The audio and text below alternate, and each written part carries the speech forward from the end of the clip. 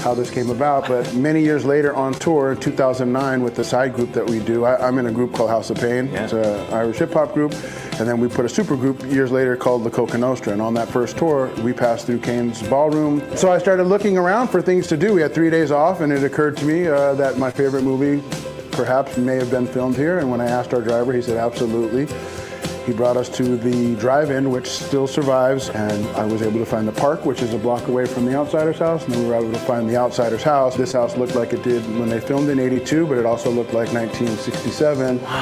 I was smitten immediately. Like we said before, it was for sale for 40-something grand, which in LA is nothing. I was very intrigued, but I had to let it go again because I didn't live here and I didn't know much. But for the next 5 years, I was a big fan of road tripping, so I did a lot of road trips, and I would always make a pilgrimage, if you will, to the Outsider's house. Year after year, I just kept falling in love with everything that Tulsa had to offer. And I would always make a stop by here, and every year I noticed that it was just falling in on itself, and it was getting to be in the state of disrepair. And then I started saying, they should do this, and why don't they make a museum? And then I started going, why don't you do it? Found a way to get a hold of the owner, contacted her, said, I know the house is not for sale on the market anymore, and I remember when it was for sale.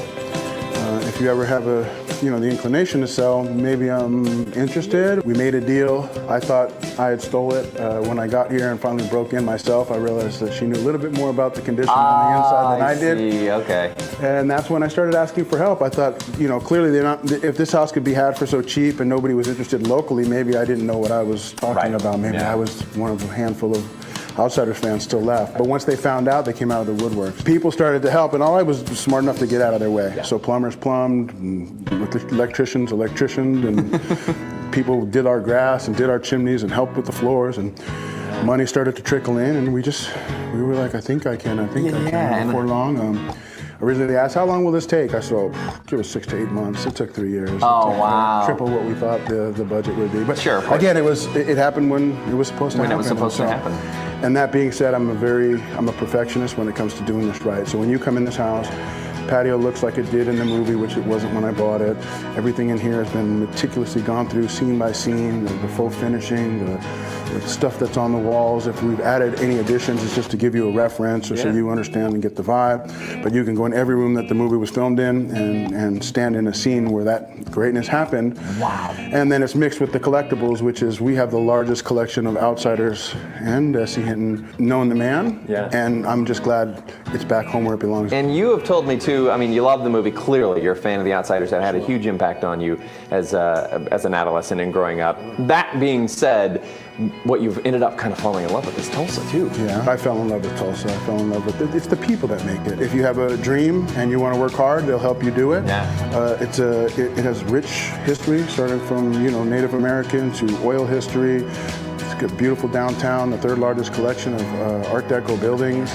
So I love it here because of the fact that, again, people have supported me. This is not me. I didn't do this. Sure. I just started this, and then I stuck with it. I will tell you now, you are a Tulsa hero. People really adore what you've done for this film and this house and the city. This is so cool. Well, thank you for having us. I can't believe I'm inside this house. We stepped into history. This is the coolest thing. Danny, thank you for having us. You. And thanks for what you've done. No. I'm going to take the grand tour now. Got the guy here. Come on, let's go.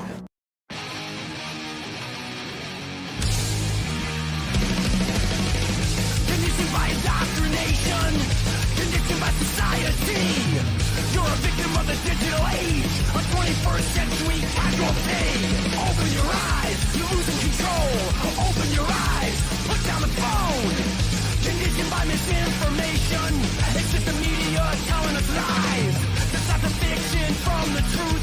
Society's slow and tragic demise. Open your eyes, you're losing control. Open your eyes, put down the phone. Everyone's got their fucking opinion. Oh, hell yeah. Let's get down. This is the New York Hardcore Chronicles Live. Who's excited about today's show, huh? This is going to be great. I can guarantee it. Just like Joe Namath and in that Super Bowl, I'm guaranteeing a win today. Absolutely. That's right, Pat Baldwin. This is going to be great. What's up, Pat? What's up, Ray Hogan? Jimmy Ferrari, what's up? Brooklyn. What's going on in Brooklyn, Jimmy? Good. Gang's all here. Is that right? Rest in peace, Chuck Val. That's right. There you go. Yeah. You want to hear about the Tulsa hardcore scene? Huh? Maybe you'll hear a little bit about that today. Yep. There you go. Yeah, the Babe. The Babe calling his shot. I'm calling it. Right there. Riverside Park. Can I Debo to pro? What's happening? Well, there you have it. You know, it's going to be. You're excited in Norway. Good. Listen, if you're excited in Norway, we're all gonna take your lead. You know, oh, Messier, right. Mark Messier. Did he guarantee it in '94? Yo, Gary G-Man Sullivan. Breaking news. I gotta tell you, our friend and supporter, Gary G-Man Sullivan, has joined The Exploited as their drummer. So look out for that announcement. I think you might be hearing it here first. Gary G-Man now drumming for The Exploited, featuring the incomparable Waddy Buchanan. And yo, Gary, when you get out there with Waddy, you better tell him he needs to do the show. I'm tired of chasing him around, you know? That said, speaking of big events, what's up? I saw that post about The Exploited. That's going to be awesome. Did he post it already? I saw yesterday, I believe. Oh, all right. That's pretty awesome. Yeah, he texted me. He's like, yo, I'm playing drums for The Exploited. Punk's not dead. No, not yet. Punk's not dead. Yeah. I gotta give it to Waddy. Waddy like has heart attacks on stage, like constantly, and they like cart him off on a stretcher, and you know, and then he's back doing it again. Like he leaves the hospital and goes straight to a gig. You know, he's you know what? He's gonna go to the end. He's yeah. Oh man. Yeah. I was thinking the same thing about Messier. He guaranteed the win for that one game too. I'm guaranteeing a win for today, bro. You got a point. Like Babe. No, we got to get the pointer. The Mark Tulch is like the hardcore pointer. Yeah. We'll get. Listen, I'm not going to guarantee we're going to get Waddy on, but now that we got G-Man on the case, it could happen. Anyway, that said, what happened? Oh yeah, pictures, right? Pictures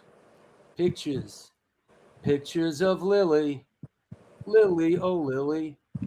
Let's talk about this. Let's get into what's going. Let's just jump into it, bro. I don't have time to cha-cha around today, bro. Sorry. This is yesterday. This is at a place called TVI in Ridgewood, and the book release party for Ancient Artifacts, which is another there it is, another volume collecting the flyers and memorabilias of our thing, and as you can see there, we have there it is, this beautiful hardcore edition. I'm the Vanna White of hardcore. Oh, I think you just opened up to Denise Mercedes' guitar case. Well, we got some of our people here. There's Paul Bearer and Johnny Waste and Jack Rabbit and a very rare appearance by Alex Kynan, actually. Yeah. Yep. And it was Kynan, really cool. Alex Kynan from Cause for Alarm. And apparently one of the things that he did was he buys people's collections, and he acquired Alex Kynan, who was in Cause for Alarm, who was also in Agnostic Front and plays on the Cause for Alarm Agnostic Front album. He also purchased the silk screens, the shirt screens from him. Yeah. And the deal was if you brought a shirt, they'd silk screen it for you. Yeah, and it came out beautiful, by the way. Well, mine didn't. yours was a little crooked. Mine was a little crooked, but it's okay. But they really did. I mean, and this guy was a trooper. He must have done, 200 of those things. I talked to him. He was shook. He was like, dude, I did not expect this. He's like, I thought there was going to be like 25 people. Yeah, it was. And they came out and it looks beautiful. I think it's like, 42 years old? That screen is, Yeah, that screen's 42 years old. Yeah. And he was a pro. The guy that was doing it. Yeah. Was really good at it. But it was very cool. I mean, obviously we, tons of flyers and 7 inches and people's leather jackets and their Dead Boys shirts and nice. Yeah, that's Jack Rabbit, who was just a guest, a couple months ago. Yeah. So there's Alex, and Alex is a very private individual. The last time he played on stage is when they did that Agnostic Front Cause for Alarm reunion 10 years ago. Yes. Yeah. That was great. See, I'm one of the. What do you mean, Hegs? Who's got it now? The guy from Ancient Artifacts bought all it. He has it, Hegs. It's in the book. It's in the book. Who's got it now? We need Garrett Morris. Yes, the silk screen. The fucking silk screen. He has it all. If you wanted a shirt, you should have came yesterday. That's actually still my favorite Agnostic Front album, by the way, is Cause for Alarm. It's It's not my favorite. I know. A lot of people, of course, go Victim in Pain, but I love the crossover. What can I say? I love the crossover. I love that, man. Here's a page from the book. Taking a page from the book. Taking a page from the book. There you go. So it's a very cool book. It's out now. You could get it. Look it up. Ancient Artifacts. Very easy. One Voice. Wow. That's a good one too. That's a good one too. Yeah. What's up, Jimmy? So in the spirit of, we're bringing him on the show. This hasn't been announced, but Sunday, August 25th, Brian Gorsinger, celebrating the release of his book, Ancient Artifacts, will be on this show to talk about it. So there you go. Yeah, you know what? I love adding this book to the collection. I mean, I have, a very nice little archive of history of like hardcore punk history, and it's a really nice book. It really is. You know what? He's doing another here. He has this the same event in Jersey going on, and it's happening on Friday, August 9th. And our pal Brian Baker from Minor Threat and Bad Religion, and Mark Haggerty from Iron Cross. Same kind of thing. They have the screen. So this is down in Atlantic Highlands, New Jersey on Friday, August 9th. Unfortunately, I cannot be there because I will be at the Savage Mountain Punk Fest screaming my brains out with Incendiary Device that night. So Savage. Savage Mountain. And the Dolly Rots too. I don't even know who the Dolly Rots. I guess the flesh tones copped out. Someone got sick, and they were replaced by the Dolly Rots. That's gonna be fun. You're gonna have a savage good time. I could just hear Rochelle already. Come on, the ring's on her finger. She's got to be happy. That's what I'm saying. She's like happy for 5 minutes. Then it's like, when are we getting married? Don't bring me to some stupid small town in Maryland. Ugh. She'll be fine. She'll be fine. Yeah. No, she's a trooper. I'm just, that's just part of my shtick, honey. If you're watching, honey, just kidding.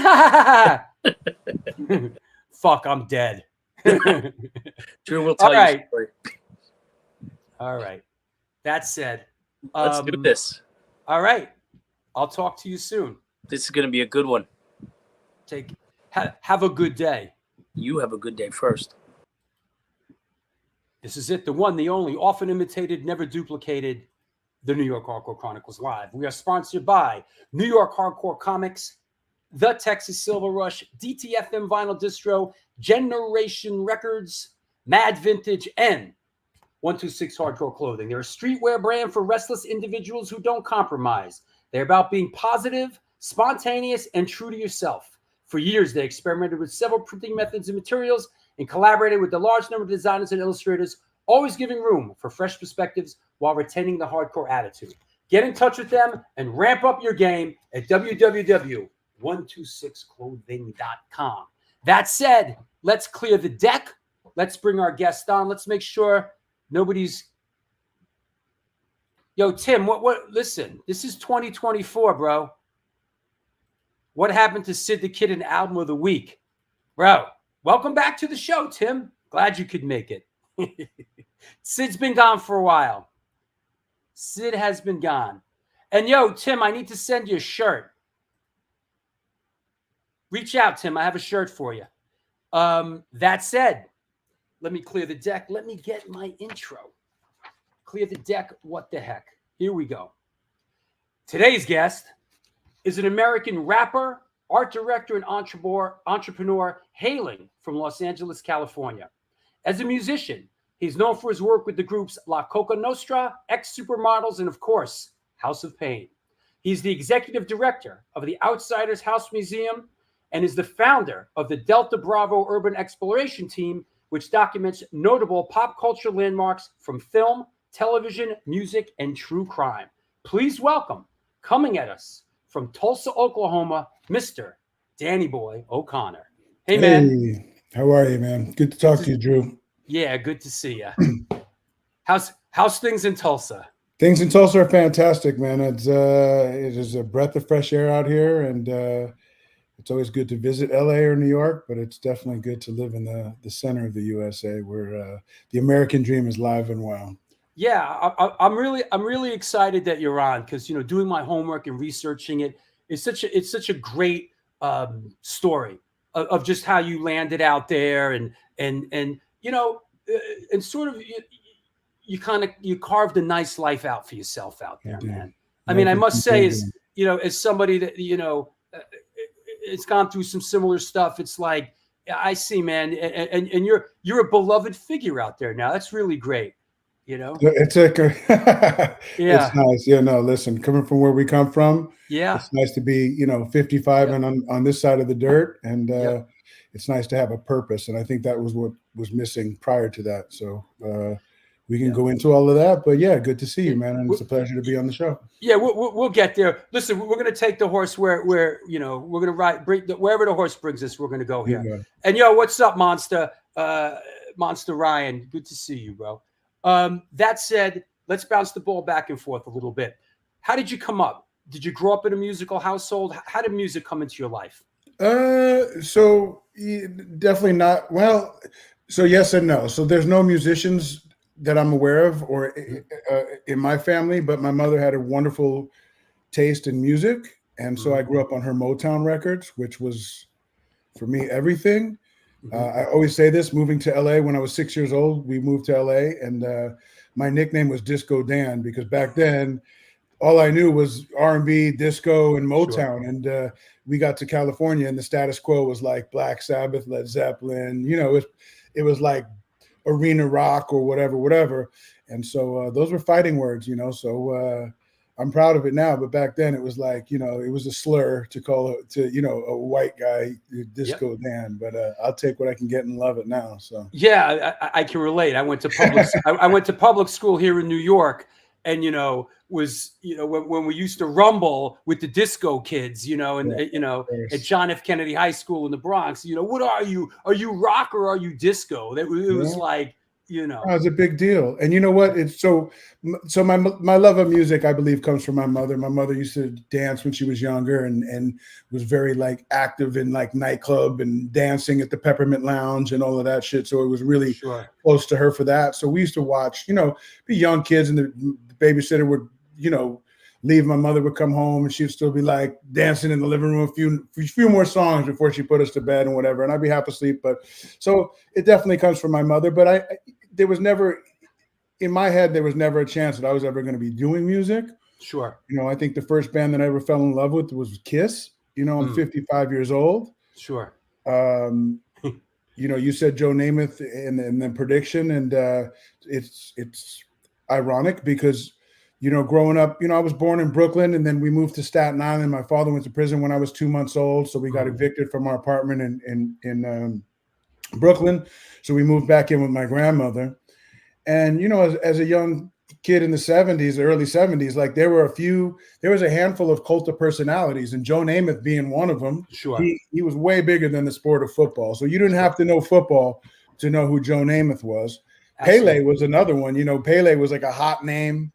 And Muhammad Ali. Yeah, to that point, Hank Aaron. I knew when I first started buying baseball cards in '74, all the kids would circle around and be like, Hank Aaron, Hank Aaron. I thought it was Ank, like A-N-K. I didn't even know how to say it, but everybody's like, well, who's got Hank Aaron? Who's got Hank Aaron? So those were the first things. And then music came second, as far as like knowing things. Oh, and Evel Knievel. I always got to throw that in there. That like was like a commonality that everybody was like fascinated with. But Kiss was definitely it. Sure. And so as a kid, I wanted to be Ace Frehley. You know what I mean? Everybody had their favorite. I fluctuated between Peter Criss and Ace Frehley. And Kiss was just the G-man. Thank you. Kiss was it for me. But other than that, man, as I got a little older, man, I was definitely into music. It was like my love, but I always in my head was like, I'm a fan, and that's as far as it'll ever go. Well, I think there's a commonality here, and we'll mention Michael Alago later on, Sure. But the film that I directed, Who? Michael. So who? I think that in your case, in Alago's case, in my case, first and foremost, we were music fans. We were music lovers. Yes. I wasn't brought up as a musical prodigy. I didn't know much about music, but I loved music. I loved the community and the culture. I was drawn to it. And first and foremost, I was a fan. It was my love of music that brought me where I'm sitting right here today. Same. Yeah. What was the first? So what was it? How old were you when you moved to California? 6 years old. Okay. So your waking thoughts are really coming up in California, correct? Coming up in California, but I was sent back every summer. So I would go back either to Staten Island or New Jersey to my aunts and uncles because my mother was a single parent. I went to in and out of private schools. They tried to put me in a military school. Then I went to a private school, but my mother couldn't afford it long term. And so just to take one of the kids off her hands. So I had a very unique growing up at that time, for anybody listening that is our age, they understand. But these kids nowadays, because of the internet and cell phones and shit like that and cable TV or whatever, they have access to anything under the sun. But sure, it was a unique way to grow up when you would go back. So, and you said you were talking about some show in Atlantic Highlands, which is like my mind was like exploding because I had an aunt that lived, or you didn't say in Atlantic Highlands. You said it was next to that. But my aunt used to live in Atlantic Highlands, which was like. I never even heard of Atlantic Highlands before yesterday. Okay, so you did say, yeah. So she used to live right there, which is not that far from Asbury Park. The general area. And then I had another aunt and uncle who lived in Brick Township, which is right by the Jersey Shore, which is right by the same area, Lavalette and Point Pleasant and all of that shit. And so, but it was worlds away, man. I would arrive on their doorstep and everything about me looked different. The way I did my hair was feathered. I rock OP shirts, OP shorts, Vans. I mean, in 1976, 77, 78, Vans wasn't even a national brand. Like the only kids who knew where I was from were older kids who could look at me and go, yo, you're from California? And I'm like, yeah. Kids my age didn't know. It was like I came from a different planet because the way I talked, the way I walked, the way I dressed, my frame of references were all different. And I would stand out. But then by the end of summer, I was like coming from a New York or East Coast mindset. And a lot of the stuff that was popping on the East Coast, especially as I got a little bit older, I was bringing back at the end of summer. And I was talking about bands that people didn't understand. So, I've said it before, when talking to other people, but as time went on, like I would come and talk to my cousin about like Oingo Boingo and Fishbone. And he's like, who?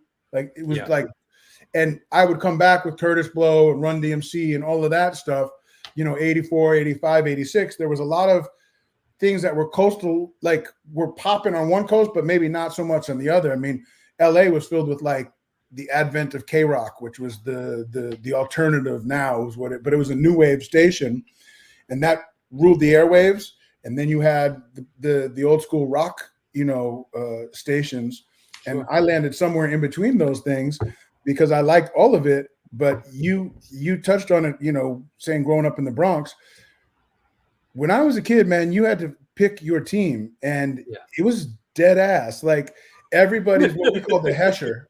They were all rock and roll dicks. You know what I mean? Yeah. They had long hair. They had even before Slayer, they had a concert T-shirt on, bell-bottom Levi's, hiking. They were like Aerosmith fan. Like Aerosmith just retired, but they talk about the denim army. They called it. It was those kids. But they would kick your ass if you deviated from the plan. Yeah, so you couldn't just come out rocking a Duran shirt and put your hair. They would beat your brakes off you. Yeah. At best, they would just harass you to no end. And so I felt that originally just from being from New York. People were like, say quarter, say water, like say I talk different, I move different. So it wasn't like torture or anything like that, but it was like you kind of had to like get like everybody else. But as I rounded the corner and started headed to like the mid junior high, whatever, like new wave was a force in music at that point. The old rock shit started to seem dated to me. Yeah. I'm too young. And I say this, and we can talk about it as well. Punk rock as I know it, as like Sex Pistols and that was, I'm 55, so it wasn't like it wasn't, but I missed that like true like essence by like 5 years. You know what I mean? Like for me, the first revolutionary change in music happened when hip hop happened. Sure. And I felt like I had like a really close connection to it where other kids in Southern California didn't. Not only for my love of it, because it really is like the genesis, like it's R&B mixed with, it's all the break beats that I love from the songs that I already like Freak Out by Chic but it's got, as it started to grow, all I'm saying is I felt like akin to that. But was this the first music that you felt this is mine, like that you felt connected because to? You grow up and everybody's already got rock. That's people's parents were like already into Zeppelin and April Wine and Nazareth and shit that I never listened to. Yeah. And I like some of it. Of course, I like Van Halen and Led Zeppelin. Who doesn't? But it was like everybody liked it. And then new wave started to happen, and I loved it because all the girls loved it. And I was like, I loved everything about new wave. But there wasn't really like there were nightclubs and there was scene for it. And I'm not saying there wasn't. I actually went to a lot of those, but it wasn't something that you could kind of like outwardly be like, I'm a new wave guy, And when hip hop just started to like happen, and for me, I say happen, like, yes, I understand that like, it had been bubbling underneath the surface. Sure. I get into it around 84 and I'm solidified by 86. By the time like, I'm at the nightclubs anyway at that age, and Run DMC record changed our world. What came across your radar screen in the early hip hop game? Well, Rapper's Delight was the first, but you heard that song and if you were anything like me, you're like, this is like One Night in Bangkok or Rock Lobster by the B-52s. It just seemed like a weird, like one of one. Yeah, I didn't know that this was going to be a thing called hip hop. Then The Message, and then Curtis Blow. White Lines was like the biggest hit in the world. But when the Run DMC first record dropped, what is that? 84, I think, 83, 84. That was life changing, but it still wasn't enough things to be like, this is my thing.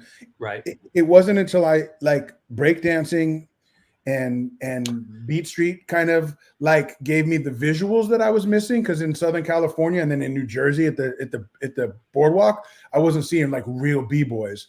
But when I started to see like Malcolm McLaren and Buffalo Gals Video, and I'm seeing, I think it was Normski popping in there and then breaking in.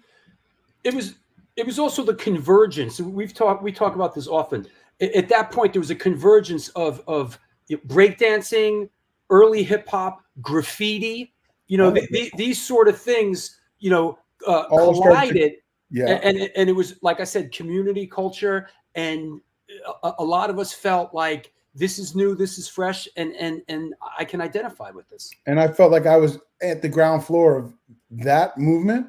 Yeah. Especially on the West Coast, because I was like miles ahead of everybody already because of my going back every summer, even if that meant just getting a little earful of WBLS all summer, just hearing Houdini song or whatever it was that like they weren't playing in LA. And if they were, I wasn't in proximity to get that AM station, like, where we were in the San Fernando Valley. So I immediately was smitten with it. But once I saw Beat Street and just with the aesthetic of hip hop and the way you had to go, you couldn't just go online and make that happen. You had to go into like places where you could get lumped up. We had to go on a mission to get. You had to really want it. Yeah, you had to risk. You had to risk it. You had to find other dudes that were willing to go with you, get on the bus, and go all the way into South Central Los Angeles to go find a Kangol, to go find those Pumas in that colorway, or go find Fat Laces or Name Belt Buckle or whatever it is that we were after, or just the records. You could find a Run DMC record, but you weren't going to find deeper cuts or 12-inch singles unless you went off campus. You weren't going to find the King T record. You weren't going to find it, and you had to go off campus, and you had to make sure And I tell you that to tell you that I was in the San Fernando Valley, and I lived maybe a mile away from the old country club, so the Reseda Country Club. Reseda. Yeah, and across the street was the Sherman Square roller rink, and roller rinks at that point were like over. So the only use that they would use those for was to rent them out as music halls. Right. And the only people that they would really have interested in renting those were people who couldn't get booked anywhere else, which was basically punk rock and hip hop. Right. And when those things would end, everything ends in 2:00 in LA. When those two groups would come out and be on different corners, I'm telling you, beer bottles start going across the thing, rocks start going. There were fights all the time because those groups did not get along. There was and you know what? It was good. It was good that way. Well, it kind of was great that way. Of course. I mean, now you go in. I mean, like, now I see kids with faux hawks and Ramones shirts and they're 3 years old, and they're like, he loves the Ramones, and I'm like, he can't even give you two letters in the spelling of the Ramones. Like, he's not old enough to fucking speak. Absolutely. But it's just a different world that we live in, and so for me, hip hop was that thing. But and I know your whole thing is the hardcore and the punk rock thing. I was in a punk rock gang, which was like unique to LA in that sense that, like, I made myself around. I have one of those lives, or I'm one of those dudes who found myself in very different situations all over the map, and I kind of assimilate really well. I keep myself very authentic to just who I am, and whether it's a Black neighborhood or Latino neighborhood or punk rock group or hip hop group, I always been able to just kind of assimilate with no problems, where other people would either get mashed out or they didn't feel comfortable in other settings other than their people. My people are in all people. So yeah, someone's saying the Reseda Country Club. I mean, that was the spot. So, in my high school years, because of suicidal tendency. You went to Taft High School in Woodland Hills? I did. Yeah. And that's where you met Eric, right? Yeah, well, in the mall, really, which was like central to that. I'm just trying to set the table a little bit. Yeah, no. So Eric Everlast, I always tell people, man, if you grew up in the San Fernando Valley in the 80s and you were into hip hop, you could count on one hand the real authentic white b-boys. And Everlast was one of those. Maybe there's 10 all in. Sure. But I knew who everybody was because I'd be at spots where we would look around the room and you might be the only white guy in the whole thing of 1,000 people. Maybe there was 3 of us, but when you start seeing the same guys, if there's a UTFO show in 1985 in Reseda, bro, and you're the only white guy there and nobody else wants to go, and I see Everlast there, I'm like, okay, he's obviously in the same thing. So I knew Eric just from, that type of Did you know it? Was this all? Did you know him before he sort of did it? Yeah. Was he Yeah, on, no, was we he on worked together. Profile or Tommy Boy? No, he was signed to Ice-T, so it was pretty, there was a big feather in his cap, and just knowing him was like, yo, we got a guy from our area that's white and signed to Ice-T. I mean, what a statement piece that was. Yeah. We worked at a place. I was telling my missus, we were just over at Costco and shit. And I was like, I used to work in a place before there was a Costco. There was a place called Pace Membership Warehouse in Los Angeles. And me and Everlast worked there. And I remember, man, it was one of the hottest days of summer, and we're pushing all these fucking carts in. And I see Eric and his mother, they're walking out of the thing, and they got him like a carton of smokes and like he's basically leaving to the airport. And his mother was like, here's a bottle of whatever. Here's a carton of smoke. Right. Have a good summer. And I remember seeing him at the end of summer in the mall. And when he came back, and we were, we're pushing, he's like, have a good life, you guys. He was laughing. I was like, see you later, suckers. I'm going to New York. And we were so jealous because we were all into hip hop. Right. And I seen him at the end of that summer. He came back and he had a fur Kangol, the snap down white fur. He had a Fergora. Yeah. And he had a name chain with the big E on it, Right. And we were like, damn, like, because you really had to go to Mecca if you wanted to really be a b-boy. And I had stopped going at that point. My mother had stopped sending me back. I was too old to be like, she was like, if you want to go back to New York, you can find a job and pay for it yourself. So she didn't need them to supervise me anymore. So at that point I was already 16 years old. So Eric went back, and again, we knew each other. We weren't tight friends at that point. We were cool friends. I mean, we'd run into each other, but we were completely different. He was very much, in my opinion, introverted and kind of isolated with Divine Styler and a few other kids that I knew. They were very much like meeting up, writing rhymes, I was the opposite. I was like life of the party, getting in fights all over the fucking map, getting in a lot of, just a lot of nefarious shit. And so completely polar opposites in that way. How did House of Pain come together? How did that project get said? How did that get going? So in high school, like I said, man, I had no plan. I got to high school. They pushed me through 9th grade because I had flunked out of all of that. But in LA, they just keep pushing you through because they're not going to hold you back. There's no right. They want to get you out the door. Nah. So I got to high school and I really just hung out. I went in for the first month. I got confused on I just easily was like distracted, and I was like, fuck it. And so I just started hanging out, man. And there was a lot of us kind of just hanging out on the fringes, still like showing up to school because my mother was like, you better get out of the house and go to school. She didn't even know I really dropped out, but I was just hanging out, but I wasn't. And that's when I started running into all these other kids. They had a gang called Mickey Mouse Club.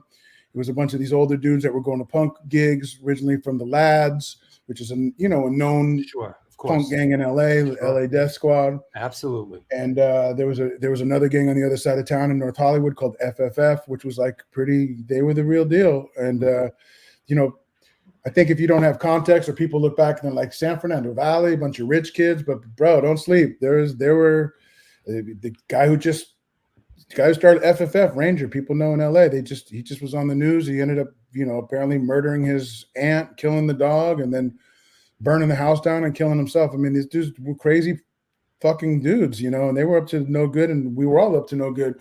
So if you wanted to go to any of these punk gigs, or you wanted to go any spots, you started to need to go in numbers. And based off of what I started to see with Suicidal Tendencies, which was like the top of the food chain, those guys, if they came to a punk gig and they came in the building, it was like everybody had their back to the wall because they'd come in 50 deep. They came in deep. Dudes, they came in hats flipped up, flannels. It was like, oh shit, game over. So to survive these kind of things, man, you kind of had to be with some of your boys. Yeah. And that was my thing for a while. And I ended up going in and out of jail and they caught a attempted murder case at 17. And wow. Yeah. And a handful of other things. I was, like I said, it wasn't going to end well for me. And it wasn't heading in a good direction. No, it was not heading in a good direction. And then it kind of fizzled out, and I started to look for something different. And there was like a year or two where I was just kind of like going from job to job aimlessly. And I reached out to Everlast. God knows why, man. I think I ran into him somewhere, and his record had just come out, and he'd give me a promo copy of his solo record, and I thought it was a great record. But I also saw immediately some, like, if you will, and I'm saying this with all due respect to him, you know, there was just some things that I was like, oh, if I could do this, or if I could help you design that, I would have done this, or I would have, you know, it just seemed it wasn't focused enough on one thing, if that makes sense. Did you always have sort of an art director sensibility? Yeah, 100%. And so when you guys, again, it's crazy when you guys were talking about like the silkscreen thing. When I was in 7th grade, I had a friend who, and these kids also were in the Mickey Mouse Club years later, his brothers, but I had a friend, Terry Alec, and Terry Alec used to come to school every day with a new concert shirt. Those were expensive. And I was like, you're too young to be going to these concerts every time you come into LA. There's no way. I said, dude, where do you get all these t-shirts? Because one day you got The Who, next day you got Missing Persons, the next day you got, it was like so varied. And he's like, my father's a silk screener. And I was like, a what? He's like, a silk screener. I didn't even know what that, like, it doesn't even make sense what that is. What does that mean? Right. And he goes, dude, after school, we're going to go to my dad's. We're going to get some shirts. And so I was like, yeah, let's go. So we went to his warehouse, and I understood at that point what a silk screener was. And he said, hey, all of those bins there, they're all my test shirts. So anything you find in there, you can keep.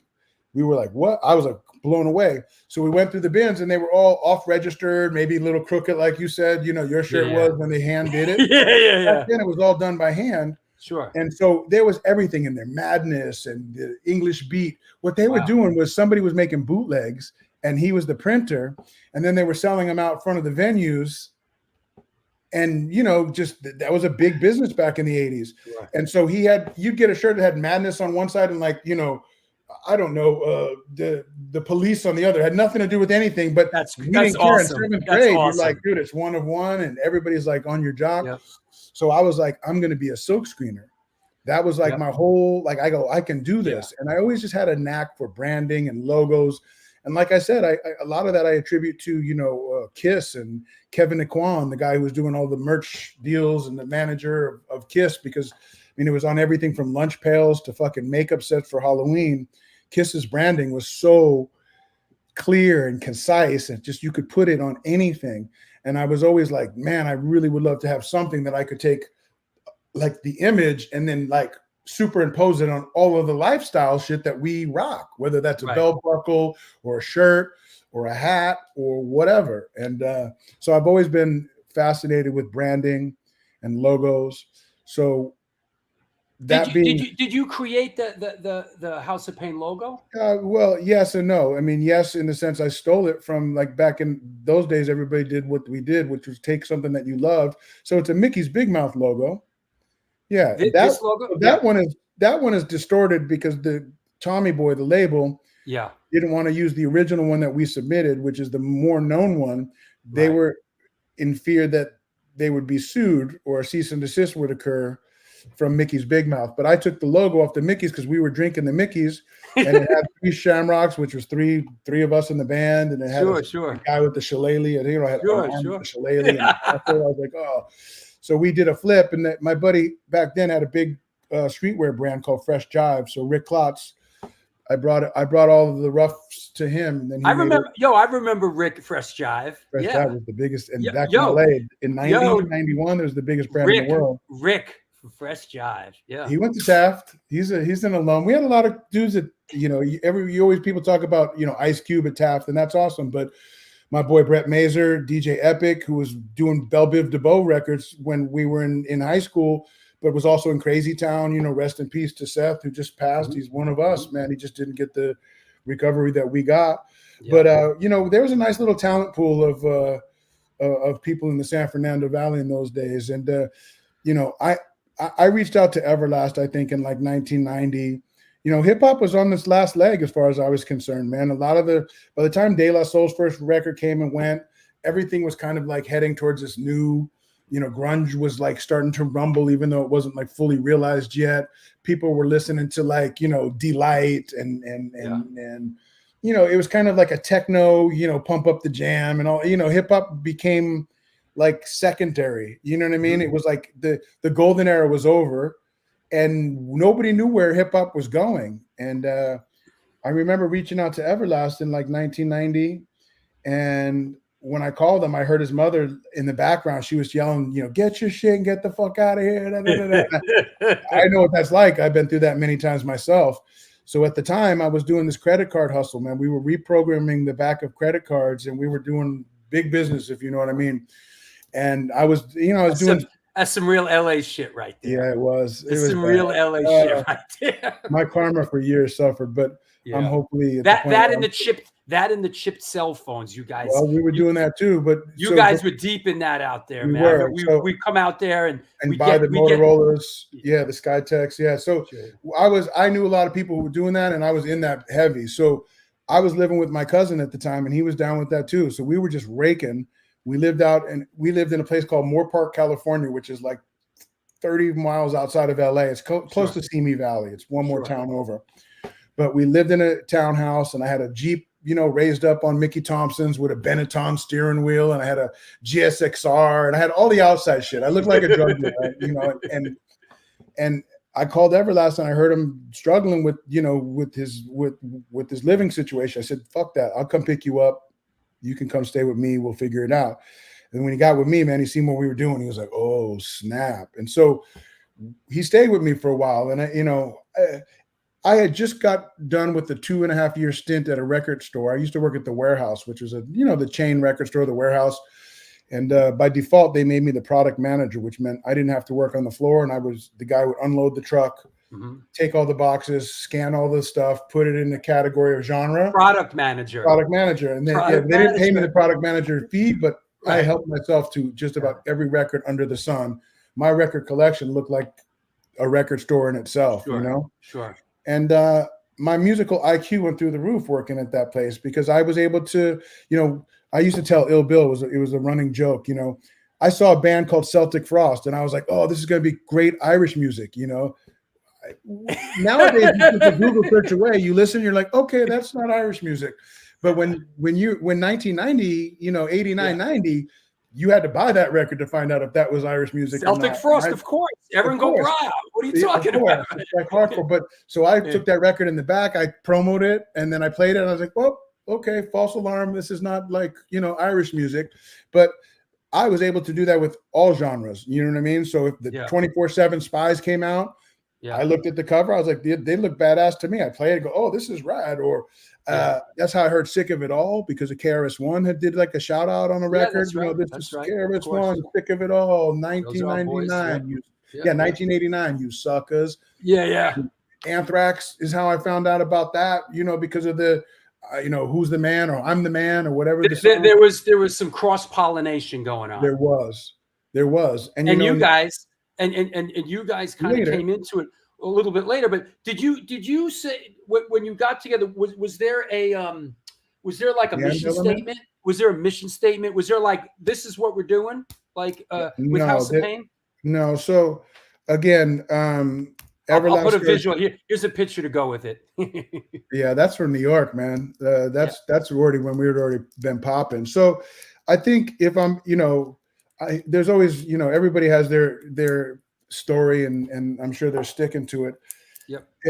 And the best way I can say is this is, like I said, Everlast had a very finite amount of people that he was surrounding himself with.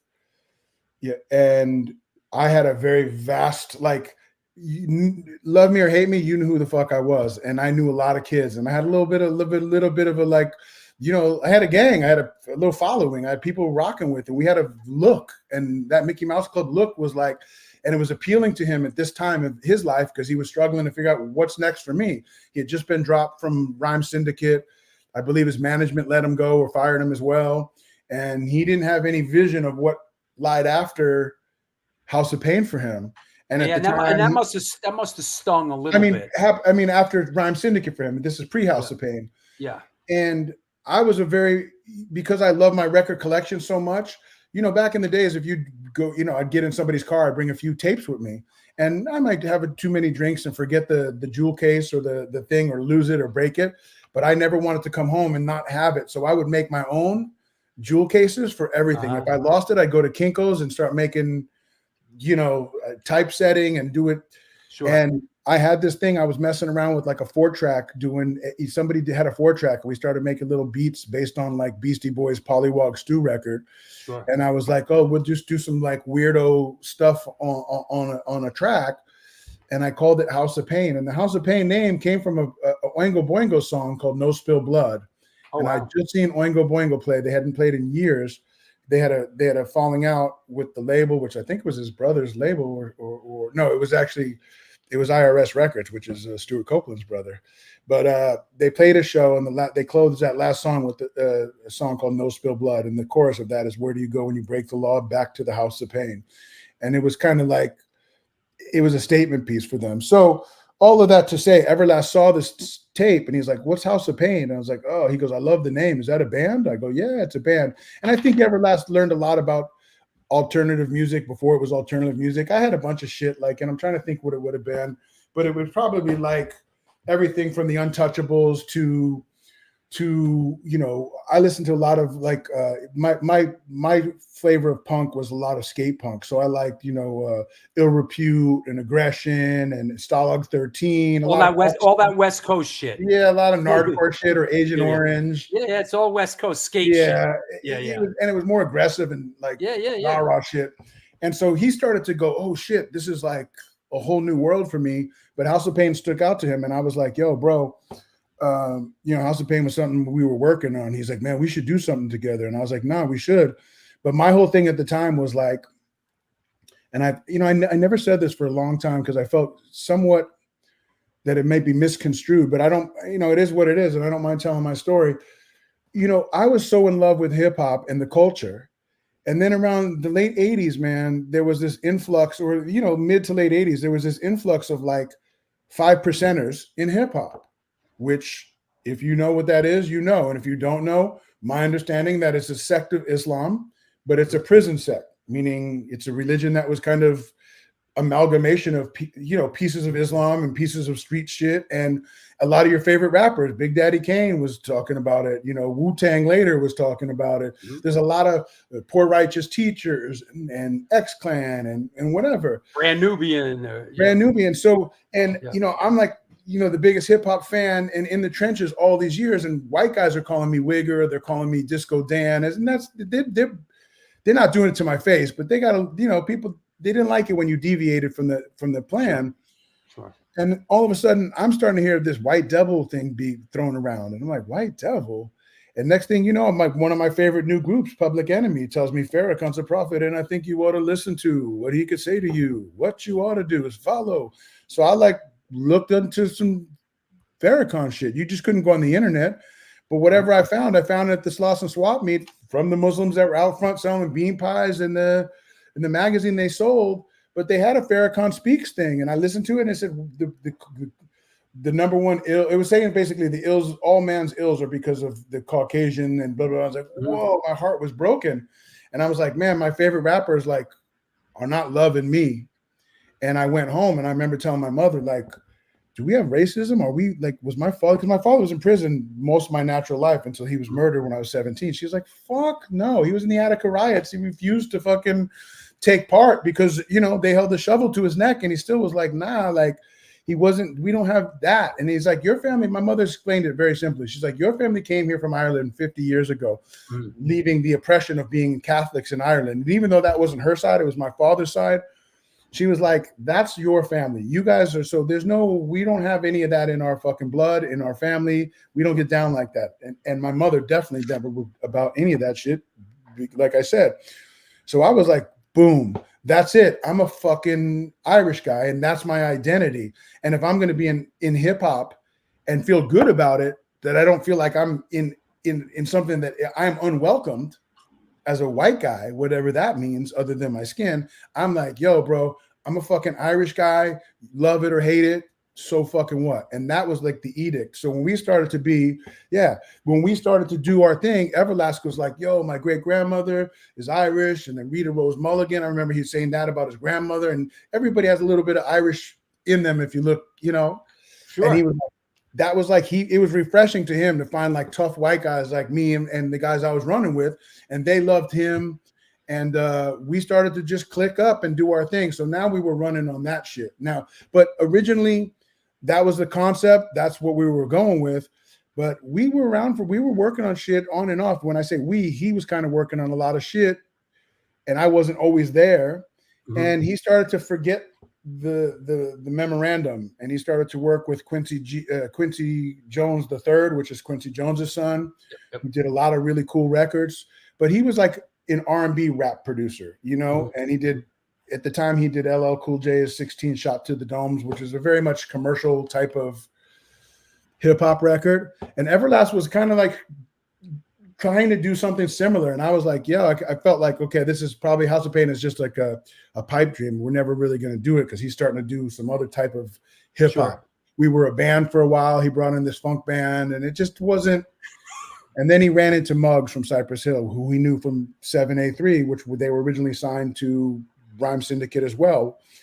And Muggs started to talk to him, and he was like, "What's the concept? Like, give me the idea of what you're trying to do." What was at this point, was the Cypress Hill thing popping off yet? No, the record was made, but it wasn't out yet. Okay.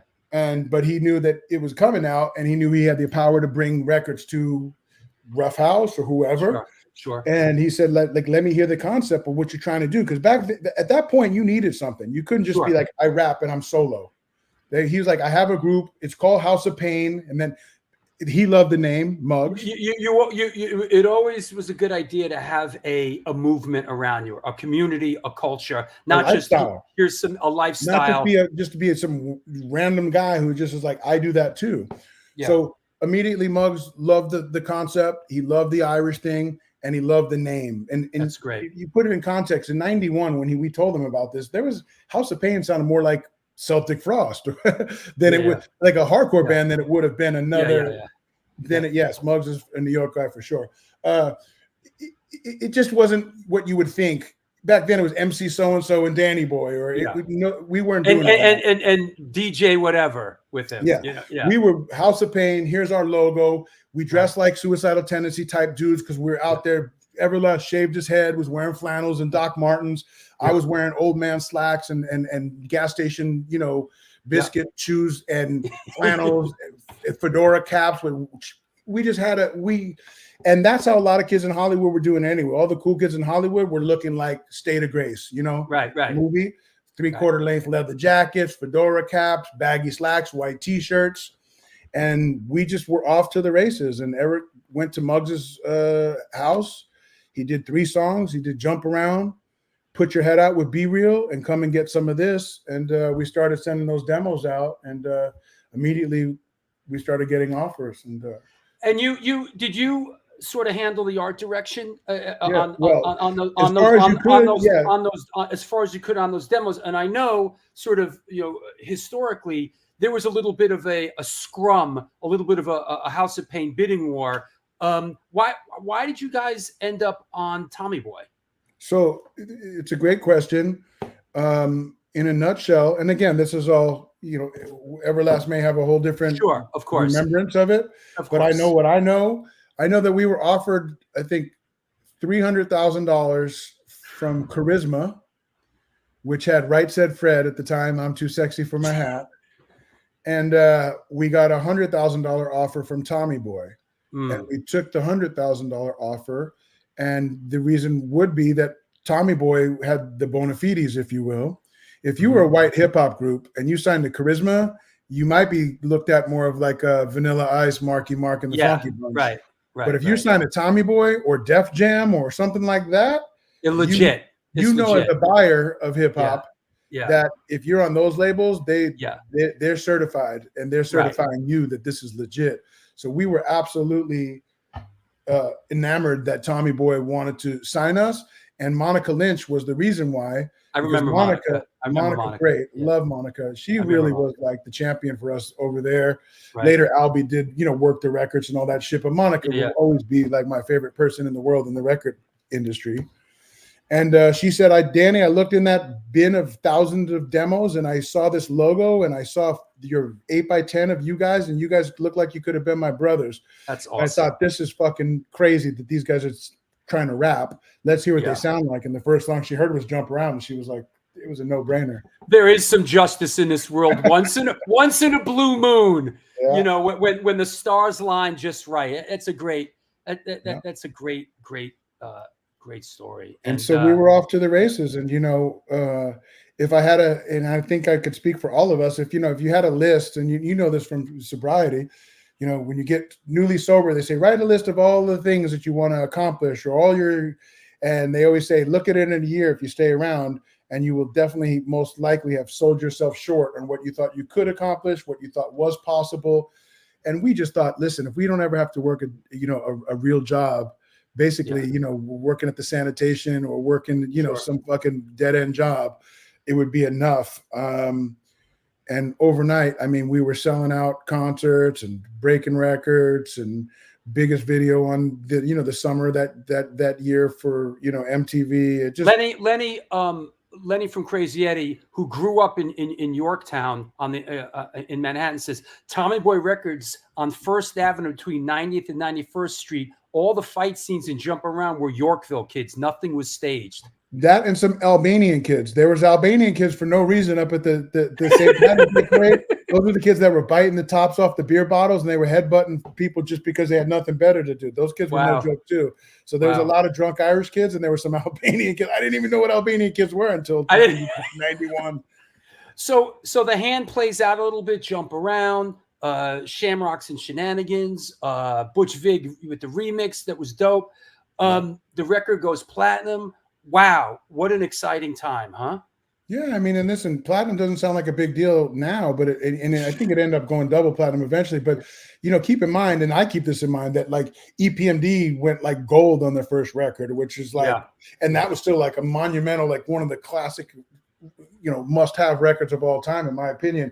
And Gangstar, and they were barely going. So for us to just we were platinum within like the first 2 months of that. The single went platinum, and it was just like before you could even say what's your goal to go gold, it was already platinum. We were like, okay, shit, you know. Beastie Boys take us out on our first tour. We get kicked off our first tour of the Beastie Boys because we were too much for them. I think we were thinking it was Licensed to Ill Part 2. They were already into the Dalai Lama and meditating. We were like, "Fuck that!" Here come the Irish guys, right? Yeah, and listen, getting kicked off that tour was heartbreaking for me. Right. I thought our career's over. There's no coming back from this. But 2 weeks later, we were right back out. We were out doing a Soul Assassins tour. We sold out every date, and it was. Speaking of touring, it kind of segues. I want to bring a friend of ours on, one of my dear friends, a big supporter of the show, Mr. Evan Seinfeld. Hey, that's my man right there. You know, he's on tour. We did the Wild Out era together. So good to see him. And you know what? Before he says a word, I want to throw him some flowers, man, because he's always been a fucking mentor to me. He's always had a clear head on. He's always been doing the right thing. And I remember him pulling me aside a few times once it started to get out of control. And what you're doing right now with the mentorship, and I know I may not chime in, but I see it all, man. And it warms my heart because you are a prince among men, and the things that you are doing, that the spiritual being that you are is above so many people in my life. And I watch from afar, and your actions speak so loud I could barely hear a word you say, even if you said it. And I want to say one more thing. I'll never forget, me and him were eating at Fred Siegel, which is this really like high-falutin clothing shop for beautiful women. And they had a cafe. And if you knew what we knew, you'd be at that cafe eating. And we were sitting there, and I looked at somebody, was like, I felt like a presence looking at us. And I was like, whoa. And here comes Apollo Creed, Carl Weathers. And he walked right up to the table, and he said to Evan, he said, man, I just wanted to come shake your hand. I watched you on the prison show. What was the prison show you were on? Prison Break? Oz. I watched you on Oz. You're the best character. And I was like, holy fuck, that's Apollo Creed. Just stopped, like, woke up for lunch to kiss the ring. And I was like, man, what a fucking tremendous, just to be a fly on the fucking wall. But I was actually sitting there when it happened. So Come on, Evan. Evan. Bring it. You're on. Yeah, first of all, Danny, I love you, bro. Oh, Danny boy. The pipes are cold. I just want to say thanks for telling that story because it's the kind of story nobody would ever believe.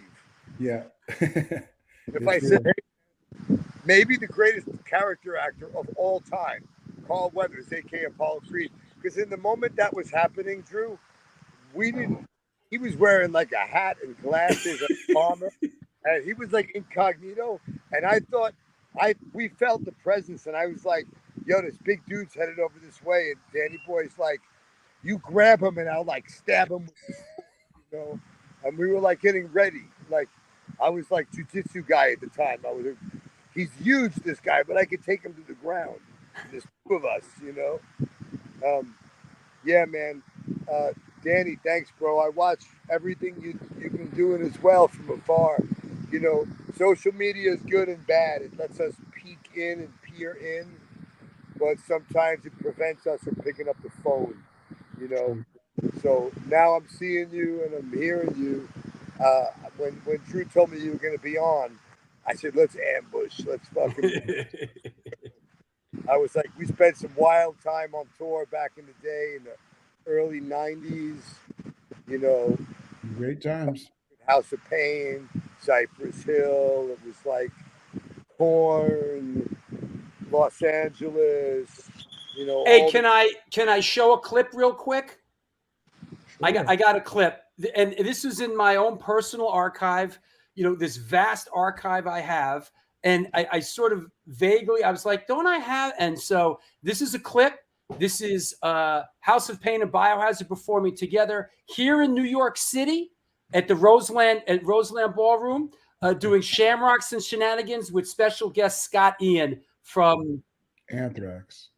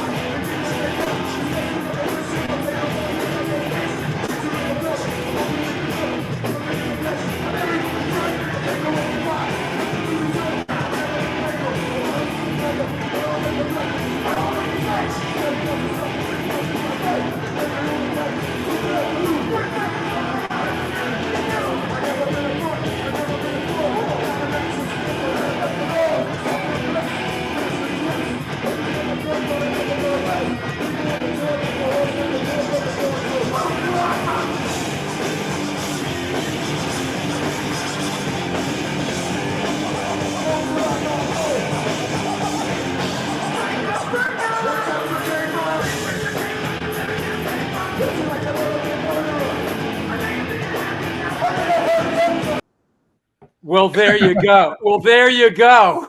Just heard of me, kid. That's it. It was good times, man. And you know what? I was saying earlier on when we first, any day above ground is a good day, man, and has the potential to be fucking the best day of my life. And so where are you in? Tell me where you're at full time now. Where I'm at? Yeah. Well, is it Tulum or what is it called? I just got off tour with Biohazard for the last 3 months, but I'm here at home base. You can see right behind me. I'm in Mexico in Tulum. Tulum, that's it. Yeah. I've been watching it from afar, man. I want to come out there. Anytime you want, bro. I got a guest room for you. You know, during the lockdown, I started coming down here because it was open, and you could walk around on the beach without a mask, and it was legal. And so I started coming, and I was just going through my third divorce. I was spiritually fucked. My health was suffering. I was having a lot of anxiety and problems sleeping. I was living misaligned with my purpose and what I was supposed to be doing.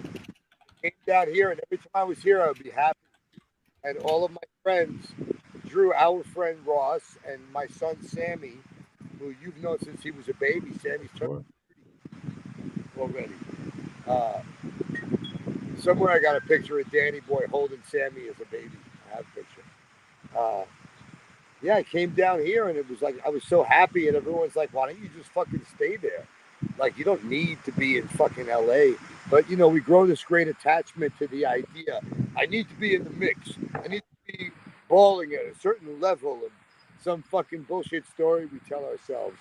And you know, life goes on, and you change your perspective, and you change your priorities, and you change what's important. And like, you know, today I'm excited to be present and hear from my fucking boy Drew Stone, to see my old fucking brother, fucking Danny Boy O'Connor.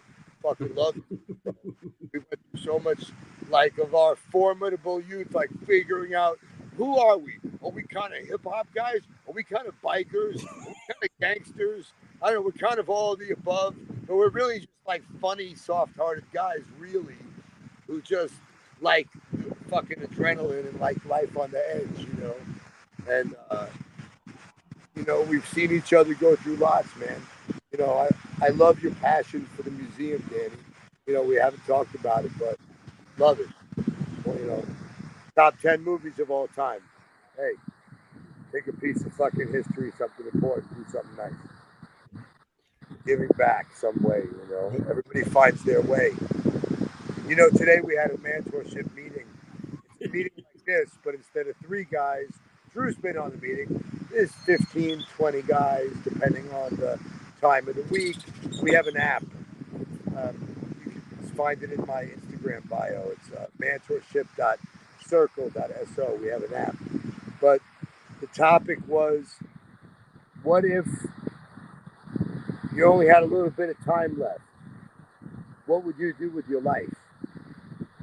And what if money wasn't an object? What if you didn't have to sweat about money? What would you do with your life? And then the rest of the time was figuring out what's your excuse to not do those things with your life right now anyway, because your time is fucking limited. And money shouldn't be the only thing that we put before our own mental health and our own spiritual wellness and sharing love with people. You know, Drew and I talked about this morning, but like, that's where I'm at. I'm on some, you know, Danny Boy, I think you probably coined the phrase, I'm on some other over there shit. It's a good one. Well, listen, I appreciate everything you do and say, and you are the real, you are as advertised, and I'm definitely going to come visit you and bring the missus. And you have an open invite anytime you want to come to Tulsa. I'll give you the nickel tour for free, and I think you'll love it here. And I know that you love the Outsiders like I do, and I know you love the Sex Pistols like I do. And I'll take you to Kane's Ballroom and show you where all the greats have passed through and played, and we'll have a nice time heading down Route 66 like old school time. Yeah, man, I look forward to it. You know, Biohazard's back on tour. I've seen that. Did a month in Europe and 3 weeks in South America, and we're playing a few select festivals through the new album, but there's like tours coming up, US tours, Europe tours, so we will be passing through. One thing I know, you know, we're always coming back. I know. It's been great. Again. So, Drew Stone, thanks for having me on. I love you, bro. Shout out to the real, authentic Danny Boy, my brother. I love you. I respect you. You're my man. Much love. Let's be connected. Drew Stone. I'll call you tonight when I go out for exercise. Okay. I'll talk to you later. Love you, brother. Stay gold. He's great. I hope you don't mind getting there. I love it. No, he's great. Listen, I wanted to tell him too. He'll remember we were the biggest hip hop group, us and Cypress, in the world at that point. Yep. And we toured all over the U.S. Was it Biohazard? It was us, Biohazard, and Korn. And Korn. Nobody knew who Korn was at the time. Yep. But we'd get to Europe. It was great. We'd be in Germany, right? We'd play this massive spot, and Korn would come out, and whatever, people would be there. Biohazard would come out, rock the spot, and then we'd come out, and half the crowd was gone. I was like, "What? Where did all the people go?" and Biohazard was bigger than us in half of these spots in Europe, where we might as well have just switched and just opened for them because they were that big. But you just never knew what town they were bigger than the House of Pain, and unfortunately for them, it was our tour, so that was never going to happen. But there were some nights where we were just like, dude, you know, half the crowd just fucked right off, and we're going to be playing to a half-empty venue because they were really here for the opener. Yeah. But good times nonetheless, man. And he like I said, he is as advertised, and one of my favorite people, man. This is one of my best friends, man. One of my best friends. Let's I got to take a sponsor break, but let's kind of wind down the House of Pain thing, because I want to touch on. After the break, I want to touch on La Coca Nostra, and we should have broke it up into 2 episodes, because we got to do Delta Bravo, and we got to do. We can knock it out. What time are we done? At 4? No, we could go for another hour. We could do another hour, but I got that's 4. Yeah. But let me just kind of try to wrap this up. Do your thing. How did the House of Pain? I know this was the 3rd record. How and why did the House of Pain thing wind down? And how did you guys end up taking a break? Again, I have to always qualify these things by saying that, you know, you're asking one guy. Yeah, of course. From my point of view, the first album was the best album, and fans have very different opinions on which one was which. I love the first because it was something that probably we thought was a fantasy, was never going to happen. Sure. We made that record in 30 days. Right. Everlast is very good at it. Like, he's a sponge, and he can take crazy amount of information and then write it into rhyme. And you could give him new information, and he would sing it to you and rhyme it to you. And you felt like, holy fuck, like, he's so good at that. I believe like it's his life that he's telling me about my life, you know, so he was so good. Sure. So the first one was just organic. It happened 30 days later, boom.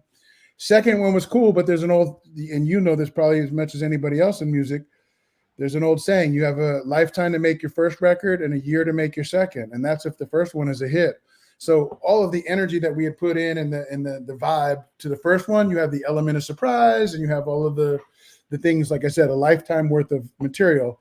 And now you got less than a year to come out with the second one. And some people love the second one. I like the second one a lot, but it just doesn't have the beauty of the first one, because the first one, like I said, was almost like, I don't want to say an accident, but nobody thought, maybe somebody did think, but I didn't think we'd still be talking about it right now. Yep. So it was just pure. The second one was like, we had to intentionally make a record that would sell. And I remember being in meetings with the group and Tommy Boy saying, hey, we need a hit. We need an anthem.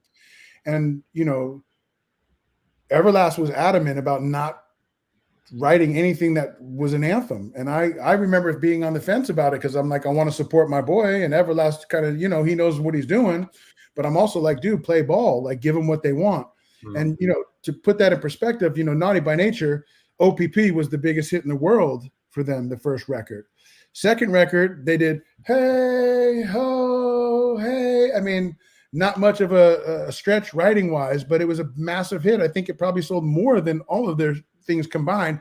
They played ball. Tommy Boy got on board and pushed it. We didn't give them that anthem that they wanted. So that second record, it kind of was out there, and it was a little deeper of a cut. And listen, fans love it because Everlast went a depth below what they maybe thought that he could do.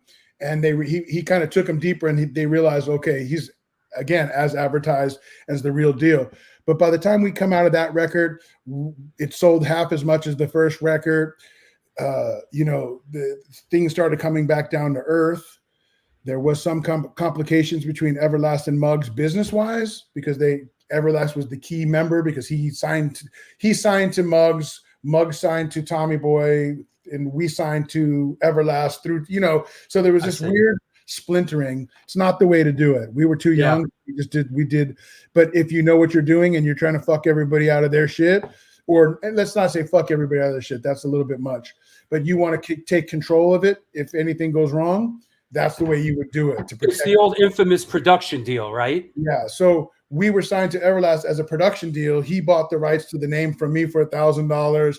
And if the group breaks up in 5 years, everything reverts back to Everlast. Right. And in my mind, this group is never breaking up. We're never going to sell records probably in the first place. It's all a fantasy. So by the third album, man, me and Everlast are on a whole different. We don't hang out anymore. We used to hang out every day. He used to come over. He used to like all of my shit. Now all of a sudden, we don't connect anymore. We're like two different wavelengths. I'm hanging out with a whole new group of people. He's hanging out with people that I don't know. Yeah. I joined a motorcycle club at that time, so I'm running around in a 1% club and bringing all my friends who they were not his friends, and we were just two separate entities.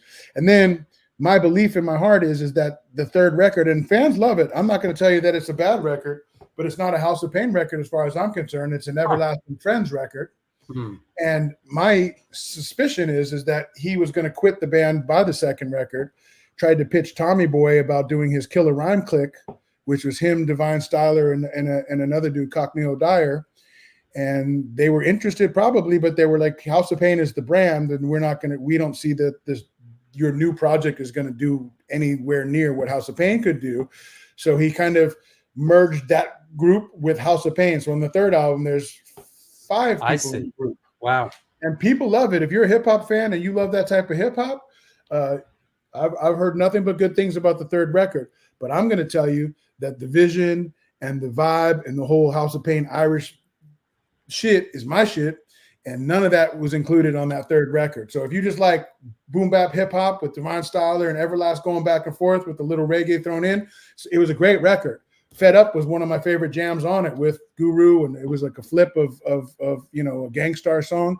But by no means was that record made for House of Pain fans of before. It was made to launch him into a new phase of his career. And when that record came out, it didn't do any numbers, and he quit the band the first night.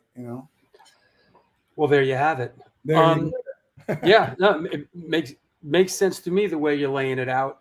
I want to, as we're here and the way things are playing out, I want to fuck taking a break for now. I want to talk about the Outsiders Museum, the Outsiders House Museum. Yeah. On the clock here, I want to bring a friend of ours on real quick. Of course, everyone on the show knows him. I directed the film about his life, Mr. Michael Alago. Hey. What's up? They'll let anybody in here. You better watch out, young man. Where else could I come to and see that character, you, Evan, and hear about WBLS and Gangstar? Hello. That's it. We had a good time, me and him. It was like there could be a little series, me and you. Like the movie Twins. You'll be the Danny DeVito, and I'll be the Schwarzenegger, and we'll just go around, and you'll be fabulous, and now I'm fierce, and of course. Hey, Alago, tell us about how this went down. You guys didn't know each other, and go ahead. People meet when they're supposed to meet, and we didn't meet until a month ago, and I don't even think we've ever spoke. Even he was doing his thing, I was doing my thing, and it was not worlds apart, but he was doing hip hop, and I was doing punk rock and heavy metal, and the two just didn't meet. I had heard about the Outsiders House Museum, and I looked it up, and I was like, I'm going to Tulsa. So I think I called him and texted him, and Danny really is amazing. First of all, he had me laughing the whole entire long weekend that I was there. Every minute that I was there. The museum it's so special. I loved everything about it. The memorabilia, the clothing, seeing all the S.E. Hinton books in all different languages. And then, I was going to say, of course, but not really, of course, across the street is the Greaser Hideout, which is their Airbnb, which is so beautiful. And once again, you're in there and it's magic. It takes you back to 1983 when Coppola was making the film, because you're seeing all clothing and posters, and you could go in and it just had all of that memorabilia from back in the day. Yeah. So I was pleased that Danny was so kind. He said, "I'm going to come pick you up from the airport," and he did. And we were just running around Thursday, Friday, Saturday, Sunday, and he brought me back to the airport on Monday. I don't know if it was just to get rid of me, or he was just being so kind, because he is very, very kind. And now that I've met him, I'm sure we'll all be talking for a very long time. Yes. And you haven't even brought out the funniest side of him yet. We're working on it. Hey, I swear to God, we laughed for, like I said, for 4 days in a row, running around. I don't want to say like hooligans, sober hooligans. And it was really, I have a clip. Can I show this clip? Sure. It's like 2 or 3 minutes just to set the table with the museum a little bit. Here is pretty impressive, because if anybody who's ever had anything to do with this movie has come through this house, visited, and signed our wall of fame. This is executive producer and casting director who arguably cast one of the best cast movies of all time. The author S.E. Hinton, Rob Lowe, C. Thomas Howell, Ralph Macchio, and then Matt Dillon, and a plethora of everybody and anybody who's been in, whether they were an extra, whether they were camera. We're standing out in front of the Outsiders House Museum here in Tulsa, Oklahoma. The Outsiders is a book written by S.C. Hinton. She wrote it here in Tulsa, Oklahoma at Will Rogers High School at 15 and a half years old. I'll have you know, she failed English that year and got a D+ in creative writing. So if you love this movie and if you love this book, you're walking into what I would imagine, if I was young still, would be like a Willy Wonka experience. You can sit at Pony Boy's desk, you can see his handwriting on the book that we put into the drawer. It looks just like it did in the movie. I'm 54 years old. I saw The Outsiders on its initial release in March of '83. Changed my life. I felt the way I was living was being portrayed on the screen for the first time ever, just in a different era. And I had just fell in love with the characters and their struggle, and found hope in that movie that if they could do it by sticking together, even though the family that they got was taken away from them, that the family that they made outside was strong enough to survive and thrive no matter what the odds. And for a young kid who was a latchkey kid in the 80s, I needed something like that. So The Outsiders has been with me since the first day I saw it. I'm a very small part of it. There you go. Incredible. Danny, how did this come on your radar screen? How did they... Yeah, I mean, the first clip, the original clip you played kind of said it all, but I'll give you the... It kind of did. Just bang it out real quick. Yeah, I'll give you the elevator pitch. So I seen this movie when I was about 14 years old, changed my life. I wanted to be Matt Dillon's character, Dallas Winston, so bad it hurt. I was like, man, if I was just tough like him, and had that kind of swagger, life would be at least manageable. Never thought in a million years that, we would be sitting here, and I'd be talking to you from Tulsa, Oklahoma. But in 2009, we went on tour and we played Kane's Ballroom. And Kane's Ballroom, as Michael knows, is it's kind of like the CBGBs of the Midwest, if you will. Maybe not as hard in the hardcore thing, but anybody who has played this venue before, whether it's the Police and Sex Pistols, and just you can't. It's easy for me to tell you who hasn't played it. So right. For me, that was like one of those, like, if you ever get to play that thing, it's like it's a bucket list place to play. Mm-hmm. And we played it, and we had a 3-day layover in this town. And in 2009, this town looked very different than it does in 2024. And what I mean by that is that this town was built up on oil money, and for the last close to 100 years, that's where all of the riches and the money come from. And then somewhere around the early 80s, all of the corporations picked up and went down to Texas. And it kind of just like drained the resources, similar to like how Detroit was after the car thing kind of collapsed. And we have this beautiful little downtown city, but there was no real way to stimulate it because of all of the oil money had dried up. So I lived downtown at a hotel called the Mayo Hotel, which is a historic hotel that hotel sat for 20 years, shuttered, boarded up, like most of these historic buildings downtown, because there was just nobody was going downtown anymore. And I think around the same time that we came to visit, people started to think maybe there's a chance to reboot this city and that there was some hope in downtown, and they started to buy up the properties. But I didn't know that. All I knew was that we were here for 3 days. We were going to play Kane's Ballroom, and it was cheaper to stay here for those 3 days than it was to move on down to Dallas, Sure. you know. And so we stayed here 3 days after our show. And on day 2, it occurred to me that I had been here before, even though I hadn't. And the reason why I felt that was because of the outsiders. So when I saw the sunset and I heard the dogs in the background barking and I heard the freight train going in the distance, I go, what the holy fuck? I think the Outsiders was filmed here. And sure as shit it was. And I ended up going on a mission to find some of the filming locations because, you know, that was always something that I was interested in. And that photo. This photo, if correct me if I'm wrong, is that exact day, right? That is that exact day. I asked the band if they wanted to go with me. They all politely declined. And my road manager was like, I got work to do. And I said, the fuck you do? You're coming with me. And he came with me, and we found the house after finding the drive-in and finding the park from the movie. Wow. Made him take that photo there. And then we went to the Kane's Ballroom, and I was shown the hole that Sid Vicious allegedly punched in the green room wall in '78 on their way out after playing the venue. And still when in they, the office. Yeah, when they redid the Kane's Ballroom, they extracted it out and framed it and then have placed it.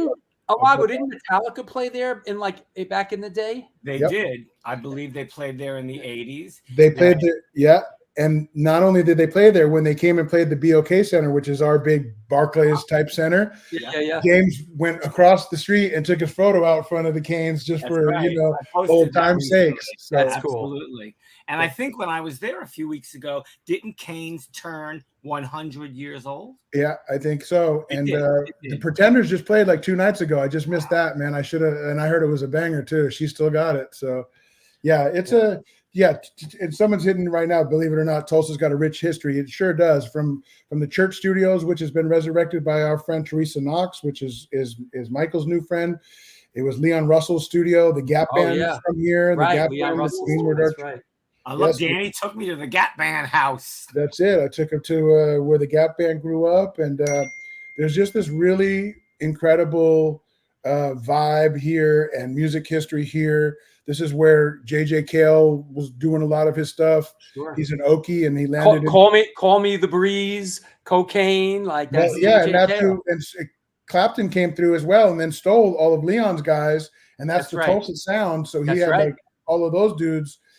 Tom Petty signed his first record deal here with Shelter Records at the same place, and that first Tom Petty record was a Tulsa, signed act. So there's a lot to chew on here, but there's a very rich history of arts and music, and the creative vibe is still alive and well here. And I was coming there specifically to go to the Outsiders House Museum, but then learned that the Bob Dylan Center is there. And right next door to that is the Woody Guthrie Center. And that week when I was there, it was Woody Guthrie's 112th birthday. And then if you walk down the block a bit or drive down the block, there is Black Wall Street, which back in the day, it was burnt down in 1921, and it's been revitalized. And they have an extraordinary museum there called Greenwood Rising. I did something really fun there. I don't know if I posted it or I sent it to Danny. When you go into the Greenwood Rising Museum, there's a space that it's getting a haircut, 25 cents. So I walked into that space, and you could sit in an old barber chair. The minute you sat into that old barber chair, you could look in the mirror, and you all of a sudden see a hologram of an older black barber. And it looks like he's getting ready to cut your hair. And he talks about that time period in 1921, which was a drag. And like I said, it was burnt down to the ground. And thank God now Black Wall Street is being built up on Greenwood Avenue. So I got to see so many things. I was so excited to go to Tulsa, and I'm definitely going back again. And Danny has to show me a lot of stuff that he didn't show me the first time. But I'm gonna put you up in an airplane the next time. I'm gonna fly you around Tulsa and give you that tour. I can't wait. And really, I have to get off right now because I have a 5 o'clock. But Thank you. Yes, thank you, Drew, darling. Danny, it's a blessing to have met you. Thank you for taking me to a meeting. And I got books coming to you this week, and we look forward to your triumphant return. Triumphant. And, that's it. And then, like my buddy Mona says, when you come, knock with your elbows. Don't come empty-handed. You know what I'm saying? Never. Mother always told me you don't come empty-handed. That's right. Make sure you bring some of that pizza pie with you. All right. And I just mailed you Larry Clark's Teenage Lust. First edition. Incredible. He also took me to this building where Larry Clark took all the photos, most of the photos from Tulsa. In 1971 for the book Tulsa. Legendary, historic book. Incredible artist. Still alive, probably in his 80s. He made the film Kids. Along with some other films. But thank you both for having me here. I can't see you all the time. I love you. And Danny, you're awesome. Thank you so much. Thank you. He's the best. Nice. I love it. Could you imagine 3 fucking years making 3 fucking years making this fucking film, bro? It was fucking. He's the best. We had a good time, man. You know what? I know that he's an extraordinary human. He is. But I want to tell you that anybody like him who knows what he knows and been around some places and seen some things, and he's seen some things, and he was at the epicenter of all of this, right? Absolutely. For him to come here one time for 4 days, 5 days, to do what he did, see all the spots, and to be able to recite with that kind of depth and accuracy, like it warms my heart. That says nothing about me and everything about Tulsa and what an incredible city it is, what incredible people we have here, and what incredible things there is to see here. Because if you can wow a native New Yorker who signed Metallica, who's been around the world, he's been at the tables with so many great legendary people, for him to come here and to be like, yo, this shit is, and again, it's the hidden gem of the United States. It's definitely of the Midwest. I'm coming. Me and Michelle are coming. I got it. You know, and I encourage anybody, even if I don't know them or barely know them on the internet, you come out here and you make a trip because you want to see what I'm talking about. Reach out to me, and I will always do my best to show you around. Like you know what I mean? Like I'll be your Uber. If you're sincere. I love this shot. This is this is the mayor of Tulsa and his lovely family. This is to me, this says it all, bro. It's a Christmas card, and it's fantastic. I remixed it where I said Fuller House. The mayor adopts a rapper, and we sent it out. Yeah, Tulsa's been so kind to me, man. This is an amazing place. I'm friends with the author. We have a very authentic, true friendship. Not based on anything. Yeah. Is that the author's name? Is that S.C. Hinton right here on the bottom right? Yeah. And she's an incredible woman. She wrote this novel when she was 15 and a half years old. She failed English and got a D+ in creative writing that year. She went on to write, I think, over 11 novels. 4 of them were turned into movies. 2 by Coppola. She wrote That Was Then, This Is Now. That's right. That was great. And when she was filming her first movie, Tex, which was a Disney film, Emilio Estevez and Matt Dillon were in those films. And Matt Dillon was in Rumblefish too. He was, and he was in the he was in 3 of her films. Well, I think she was sweet on him, and that's that didn't hurt. Yes, Ralph Macchio is definitely an Islanders fan. Yeah. So while they were making the first film, I think that I was told that Emilio Estevez was keen on. He understood that there was a run on her books, and that people were starting to buy these books and turning them into movies, and that The Outsiders and Rumblefish probably weren't going to be they couldn't acquire it, but Sure. they could get That Was Then, This Is Now. And so he got his father, Charlie Sheen, and they bought the rights to it. Right. But by the time they got the time and the budget to do it, they decided to not do it in Tulsa, Oklahoma, and do it in Minneapolis.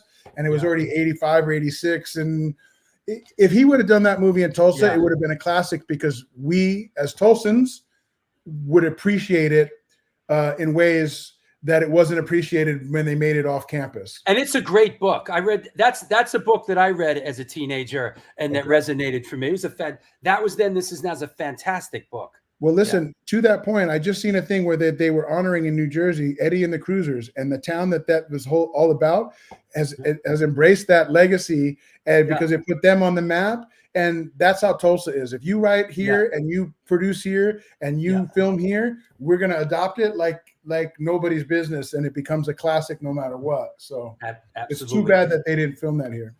Hey, let me take an hour and 40 minutes in. Let me take this sponsor break and do a couple shout outs and come back. And let's do Delta Bravo. People are excited about that. And then after that, I got to give it a go, because I'm already caffeinated to the gills, and I got about how long we got? We got 20 minutes left. Yeah, we'll come back and we'll do 20 minutes right, Delta Bravo. All right, see you in a minute. There you have it. Our guest today is Danny Boy O'Connor, House of Pain, Delta Bravo. Let's do some quick sponsor stuff, and we're going to come back and we're going to do some Delta Bravo. Let me find where this is. Here we go. Boom.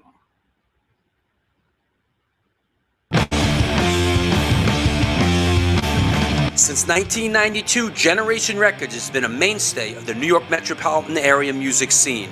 Today, they offer a diverse selection of new and used rock, jazz, indie, hip-hop, punk, hardcore, metal, blues, soundtrack, and reggae LPs, as well as t-shirts, posters, and other merchandise. They buy used record collections and music memorabilia and will pay you top dollar for them. House calls made for large collections in the tri-state area. Call or email generationrecords@gmail.com and follow them on Facebook and Instagram.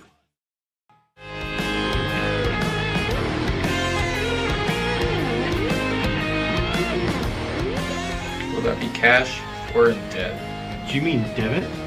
Yes.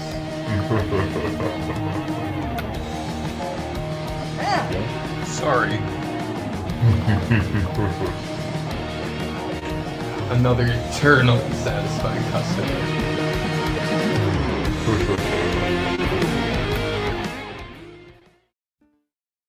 Peace, what it do? Welcome to NYHC Comics at 117 Main Street, Dobbs, Surrey, New York. I'm Debo the Pro with my homie Lee Farley. Welcome to the spot.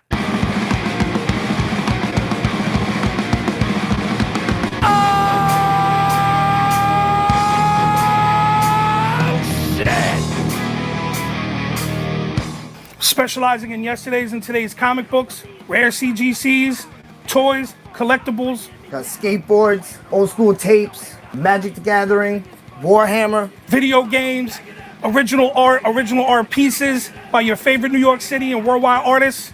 Let's go. Skate decks all day, baby. We also have the young readers section here for like 10 and under.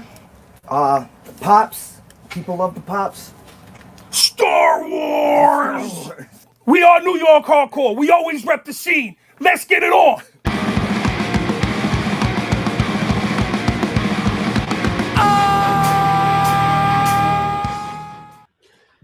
And we're back. It's the New York Hardcore Chronicles Live. Just want to bang out a couple things, bring Danny Boy back on. Let's do some Delta Bravo stuff. Jimmy Ferrari, I got your message. If Danny's got to go, I'll bring you on, and we'll keep doing some Delta Bravo stuff. I want to mention a couple of events. Hey, this Thursday, we, Incendiary Device, it's going to jump off tonight. We're playing the Savage Mountain Punk Fest on the Friday night. If you were down in the Cumberland, Maryland area, this is a great 3-day fest. We will be down there. I'll be down there the night before, actually, to see Scream. Sunday, August 18th, free all ages Sunday matinee at the Barry Electric. Furia 5 is headlining. If it's free, it's for me. Daniel Rachel, I am moderating the book event for the Two-Tone Record Story. I'm really enjoying this book. This is at Rockefeller Center at Rough Trade. Scream, Sunday, September 15th at the Barry Electric. Just announcing this for the first time you're hearing here at Queenspins in Middletown, New York. It is it's a winter food and clothing drive. RBNX, ID, Crazy Eddie's, Redwoods featuring Colton Schuler, Danny Schuler from Biohazard Son, Leave It Behind, and Prize Fighter. This is at Queenspins. Joe Frank is the promoter. This is a cool show. It's only $10. Believe it or not, Incendiary Device is playing outside the New York City subway area. So this is a rare instance. Come see us play. ID, of course, back in New York City, Sunday, October 13th. That's the next day with Winterwolf, Midnight Foolishness, The Phoenix Within, and Gunk. Yo, I'm moderating the Danny Lilker book event at Generation Records on October 25th. And I am moderating the Vinny Stigma, the most interesting man in the world, book event at Bridge 9 on Saturday, December 7th. Just got to say, look, the show needs support. The show needs your support. The show is here because of your support. There is a PayPal, there is a Patreon page. Please contribute to the show. That's why we're still here. You make this possible. You love the show. I love the show. Support the show. There's a Patreon page. There's a PayPal address there. Now more than ever, the show needs your support. So please, if you enjoy the show, step up. That said, let's bring our guest back on, Mr. Danny Boy O'Connor. Hey, man. Good to see you. I'll try to punch through it as fast as I can. Nah, it's all good. Listen, I'm glad that Jimmy and you guys are tight like that. Yeah. He's my ace in the hole. Yeah. So Delta Bravo, I'll give you again the elevator pitch. It started with me coming to Tulsa. So I took that photo that you posted of me outside of the house. Facebook was a new thing. Nobody knew what that was. We were still kind of all on MySpace. Mm-hmm. And everybody started to lose their shit. They were like, where is this? A lot of my friends were like grips and worked all kinds of, scene painting and whatever it's called. And we're like, is this on the Warner Brothers lot? And I'm like, no, dude, it's not on the lot. And people were like, where is it? I'm like, it's in Tulsa. They're like, what's a Tulsa? And I'm like, bro, it's a town in Oklahoma. And people were just couldn't believe it. Nobody had seen it since the movie, at least outside of Tulsa. So I realized that there was a tipping point and that I was onto something. And being 5 years sober at the time and of a certain age, I realized all of the things that I kind of had forgot about were starting to become like really cherished. And all of the stuff, like Evan was saying, like the outside stuff that we worried about, the shiny things, the fast cars, the watches, all of those things were irrelevant at a certain point. And what we were left with was the journey and the experiences. And I was like, man, well said. I'm posting these things. I was on this tour bus. It was the first time ever that we had smartphones, internet access on a tour bus. It was 2009. This was just starting to become a thing. And I said, everybody else is like waking up at noon and staying out late. I go, bro, I'm up early, highly caffeinated, and I got a new camera. I'm going to start looking for all of these movie and TV locations.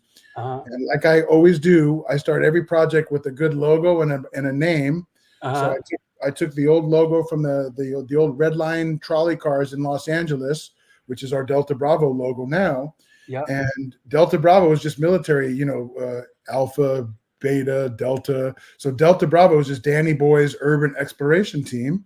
I'm putting this up just as a reference. You don't have to dive into this one, but it's one of my favorites. Yeah. And I always said at the time I was cash poor and I was time rich, meaning I didn't have a lot of money, but I had a lot of motivation and I wanted to get up and get outside.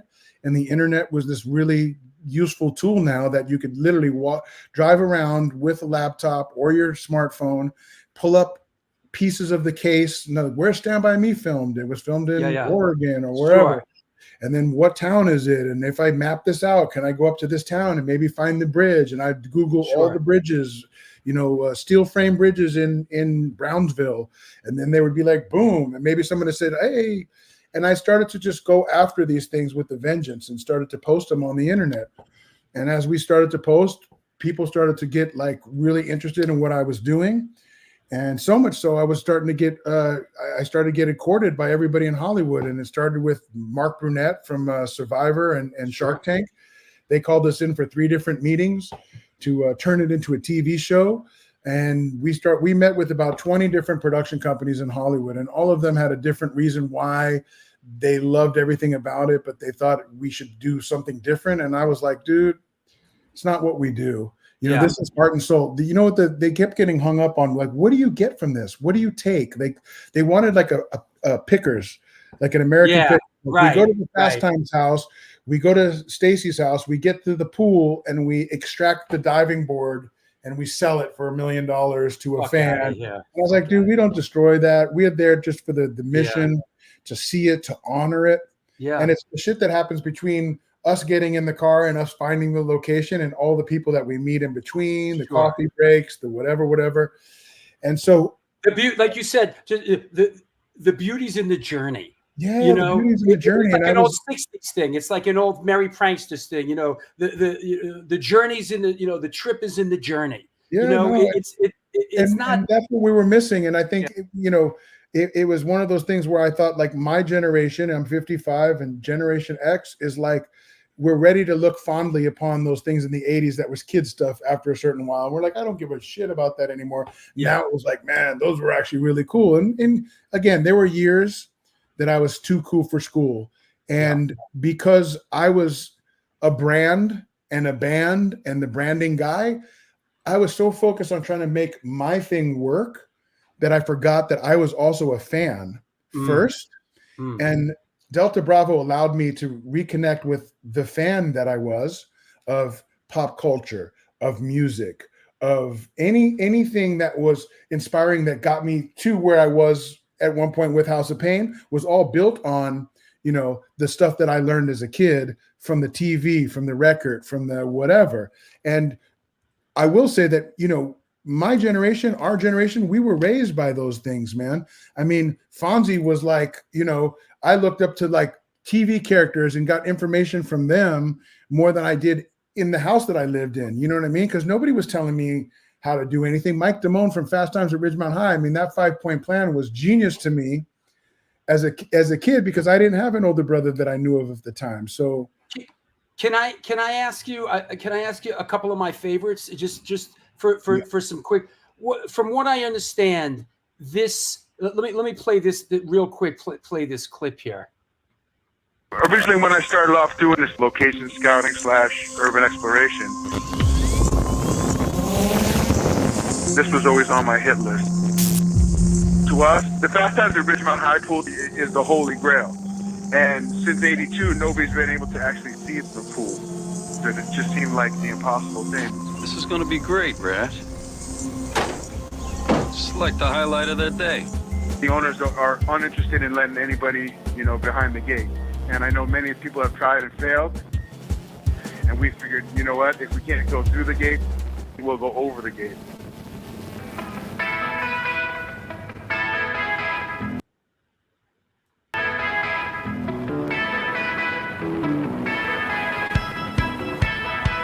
See, we just wanted to see it because we were so hyped about it. The whole iconic scene. You know, it's the most memorable.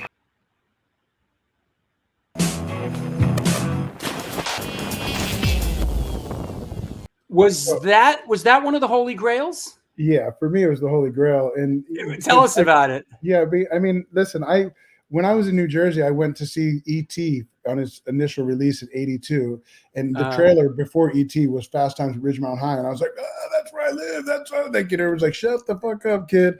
But basically, Fast Times takes place in like the San Fernando Valley. You know, it was written about San Diego, but they filmed it in the San Fernando Valley. I mean, everybody knew a Jeff Spicoli. Everybody knew a Mike Damone character. So it's one of my favorites, up there with The Outsiders. And so, yeah, that was the Holy Grail for me. I turned out I only lived like literally a quarter mile down the street from it growing up and had no idea.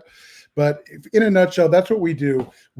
I started posting this on the internet, posting the locations, hit before and after, take a photo, what it looks like now, take a historic photo of what it was then, put it all on the internet, on Facebook, and everybody started to, fall in love with the concept of it. And yeah, I mean, these are so weird ones. I love this one, bro. This one is so crazy. It's like, who would have ever thought? I think Allison, our friend, got that when she first moved up to Oregon, which is like, dude, that's the kind of stuff of like legends. Like again, we are such products of we've been branded since the day one. Yeah. And we don't even know how married to these little things that we are. So to get to go see those things, if you love pop culture and you love American culture, it's a must do. And that's what we did. And so it lasted for a good 5 years. We did it nonstop. When I say we, me, Nako Nolan, Steve Mona, there was a handful of original dudes that we started to do this, and we were just doing it religiously. And then it kind of, you can only do so many things. We took a million different meetings with all kinds of different production companies, and then it just kind of got burnt. And we had a few people that fell out of favor with us, and we bumped heads with some dudes that were trying to steal our idea and try to repitch it as their idea. Oh, to God. shows. Yeah. You know how it gets. Hollywood. And, yeah, of course. And it turned something really pure and honest into something icky. And then it was kind of on life support. And then Jimmy came around. That's I great. love this one, bro. Yeah. I mean, come on. This one is deep. This is great. deep, bro. Yeah. This one is deep. So all of that to say, it was about 5 years in, and then Jimmy came around, and bro, I met Jimmy at a show we were doing with Vinny Paz, I think, in Philadelphia, and he wanted to do a little quick snippet on a podcast for, we did it backstage, I think, and or we talked about backstage, and it was supposed to be 5 minutes of my time. It turned into about an hour, and he said, "Man, I'd love to do some of this stuff." And before long, man, he just took it and completely fucking. It's his thing at this point, man. I mean, I watch what he does and the missions that he goes on. And shout out to Butchie Pants Down too. There's so many people I don't want to forget how many great, and Bill from Boston and Jimmy Cash. And there were so many guys that were just we had a Boston crew, we had an LA crew, we had a New York crew, we just had people all over. We have a London crew that smashes now. And but Jimmy was the second wave of if it wasn't for Jimmy, this thing would have been forgotten, and that would have been fine by me. But it was meant to be bigger than what I could do with it, and what Jimmy and Danny Johnson does, and a handful of dudes that are still doing it now, and a kid from London whose name escapes me. I think it's Lee, and Jimmy will tell you all about this. Yeah, we're gonna bring when you tip. We're gonna bring Jimmy. We're gonna do a couple more minutes with Jimmy. Yeah. So. More than just seeing these things for yourself, if you're a fan of any type of pop culture stuff, whether it's true crime, album cover locations, movies, videos, all of it, what's stopping you from seeing it? This is stuff that is it brings out the Goonies in everybody, right? To go see these locations. But the joy it brings other people who may be stuck behind a computer screen in a cubicle 8 hours a day. I was getting email after email from people saying, "Man, I grew up in that neighborhood and I had no idea that they filmed that there. Thank you for showing me that. It's something I've always wanted." That's a white whale. That's a Mona hit. Steve Mona used to run the Vandal Squad. That's a white whale, I hear. Yeah, right? and that's Steve Mona from the Vandal Squad, NYPD, retired. He knew where that yard was, and he got him on the roof to do that. So, wow. Yeah. And, similar to the recovery, man, the Delta Bravo thing was a group of people who maybe normally wouldn't mix. There were musicians, there were cops, there were fucking military, there are artists, there are a little bit of everything. And that's what makes it so sweet, because everybody has a different, vantage point. And then we have people like the great Glennie Friedman, who did all of your favorite hardcore photos, all your favorite Def Jam.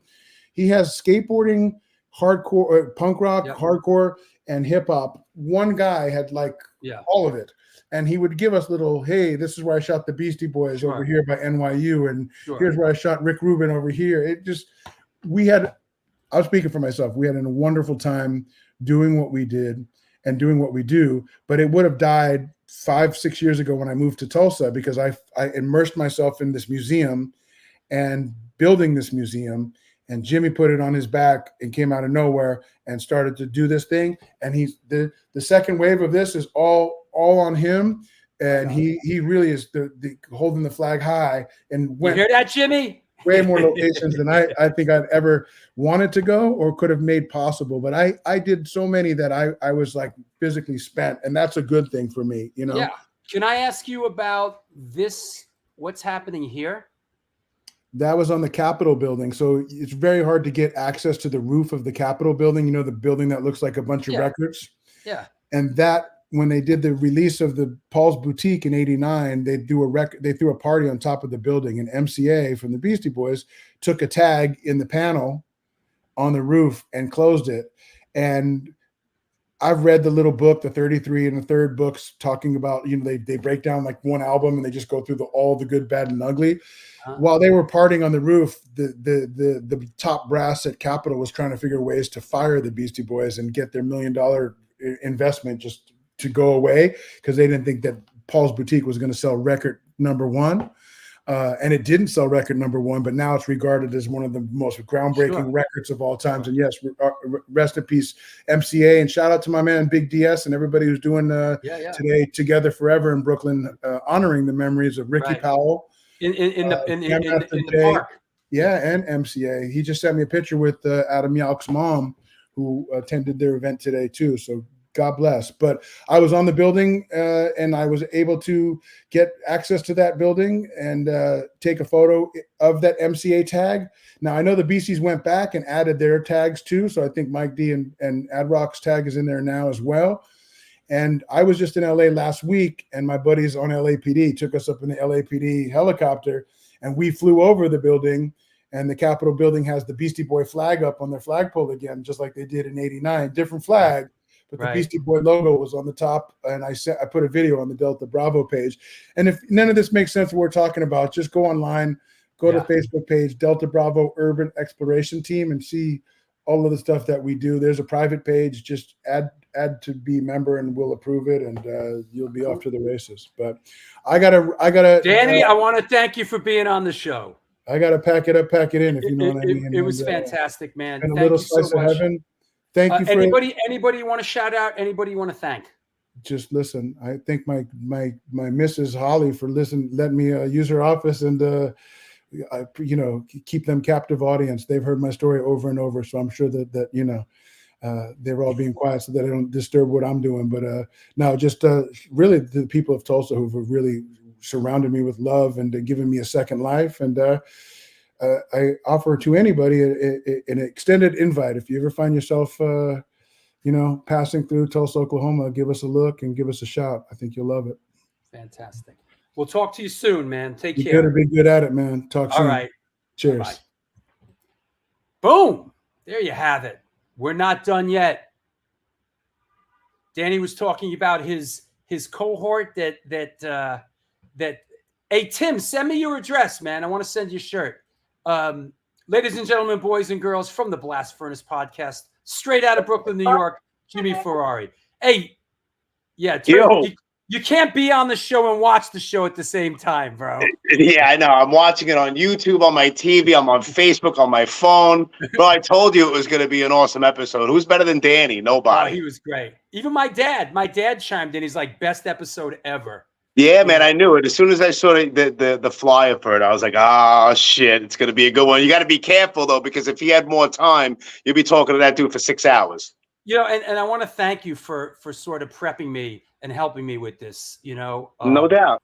I really appreciate it. I did not realize that I knew you were a part of it. I did not realize that at this point, it's really, you're really carrying a lot of it. And, that's awesome. How did you get involved with Delta Bravo? Well, before, he said all of that, and I was kind of taken aback by that because it's Danny Boy's thing. Obviously, he created it. DB, Delta Bravo, Danny Boy, all that stuff. I got into it. It was kind of by accident in a way, man. I always had this thing when I was a little kid. I always used this reference that when I was really little, I'd be watching the original Friday the 13th movie. And I'm looking at it and I'm like, well, I wonder where this lake is. I know it's not called Camp Crystal Lake, but I know there's a lake somewhere. And I was a little kid and years go by and then the internet comes out and I look at it and I look it up and it's in Blairstown, New Jersey. I'm like, wow, one day I would like to go there.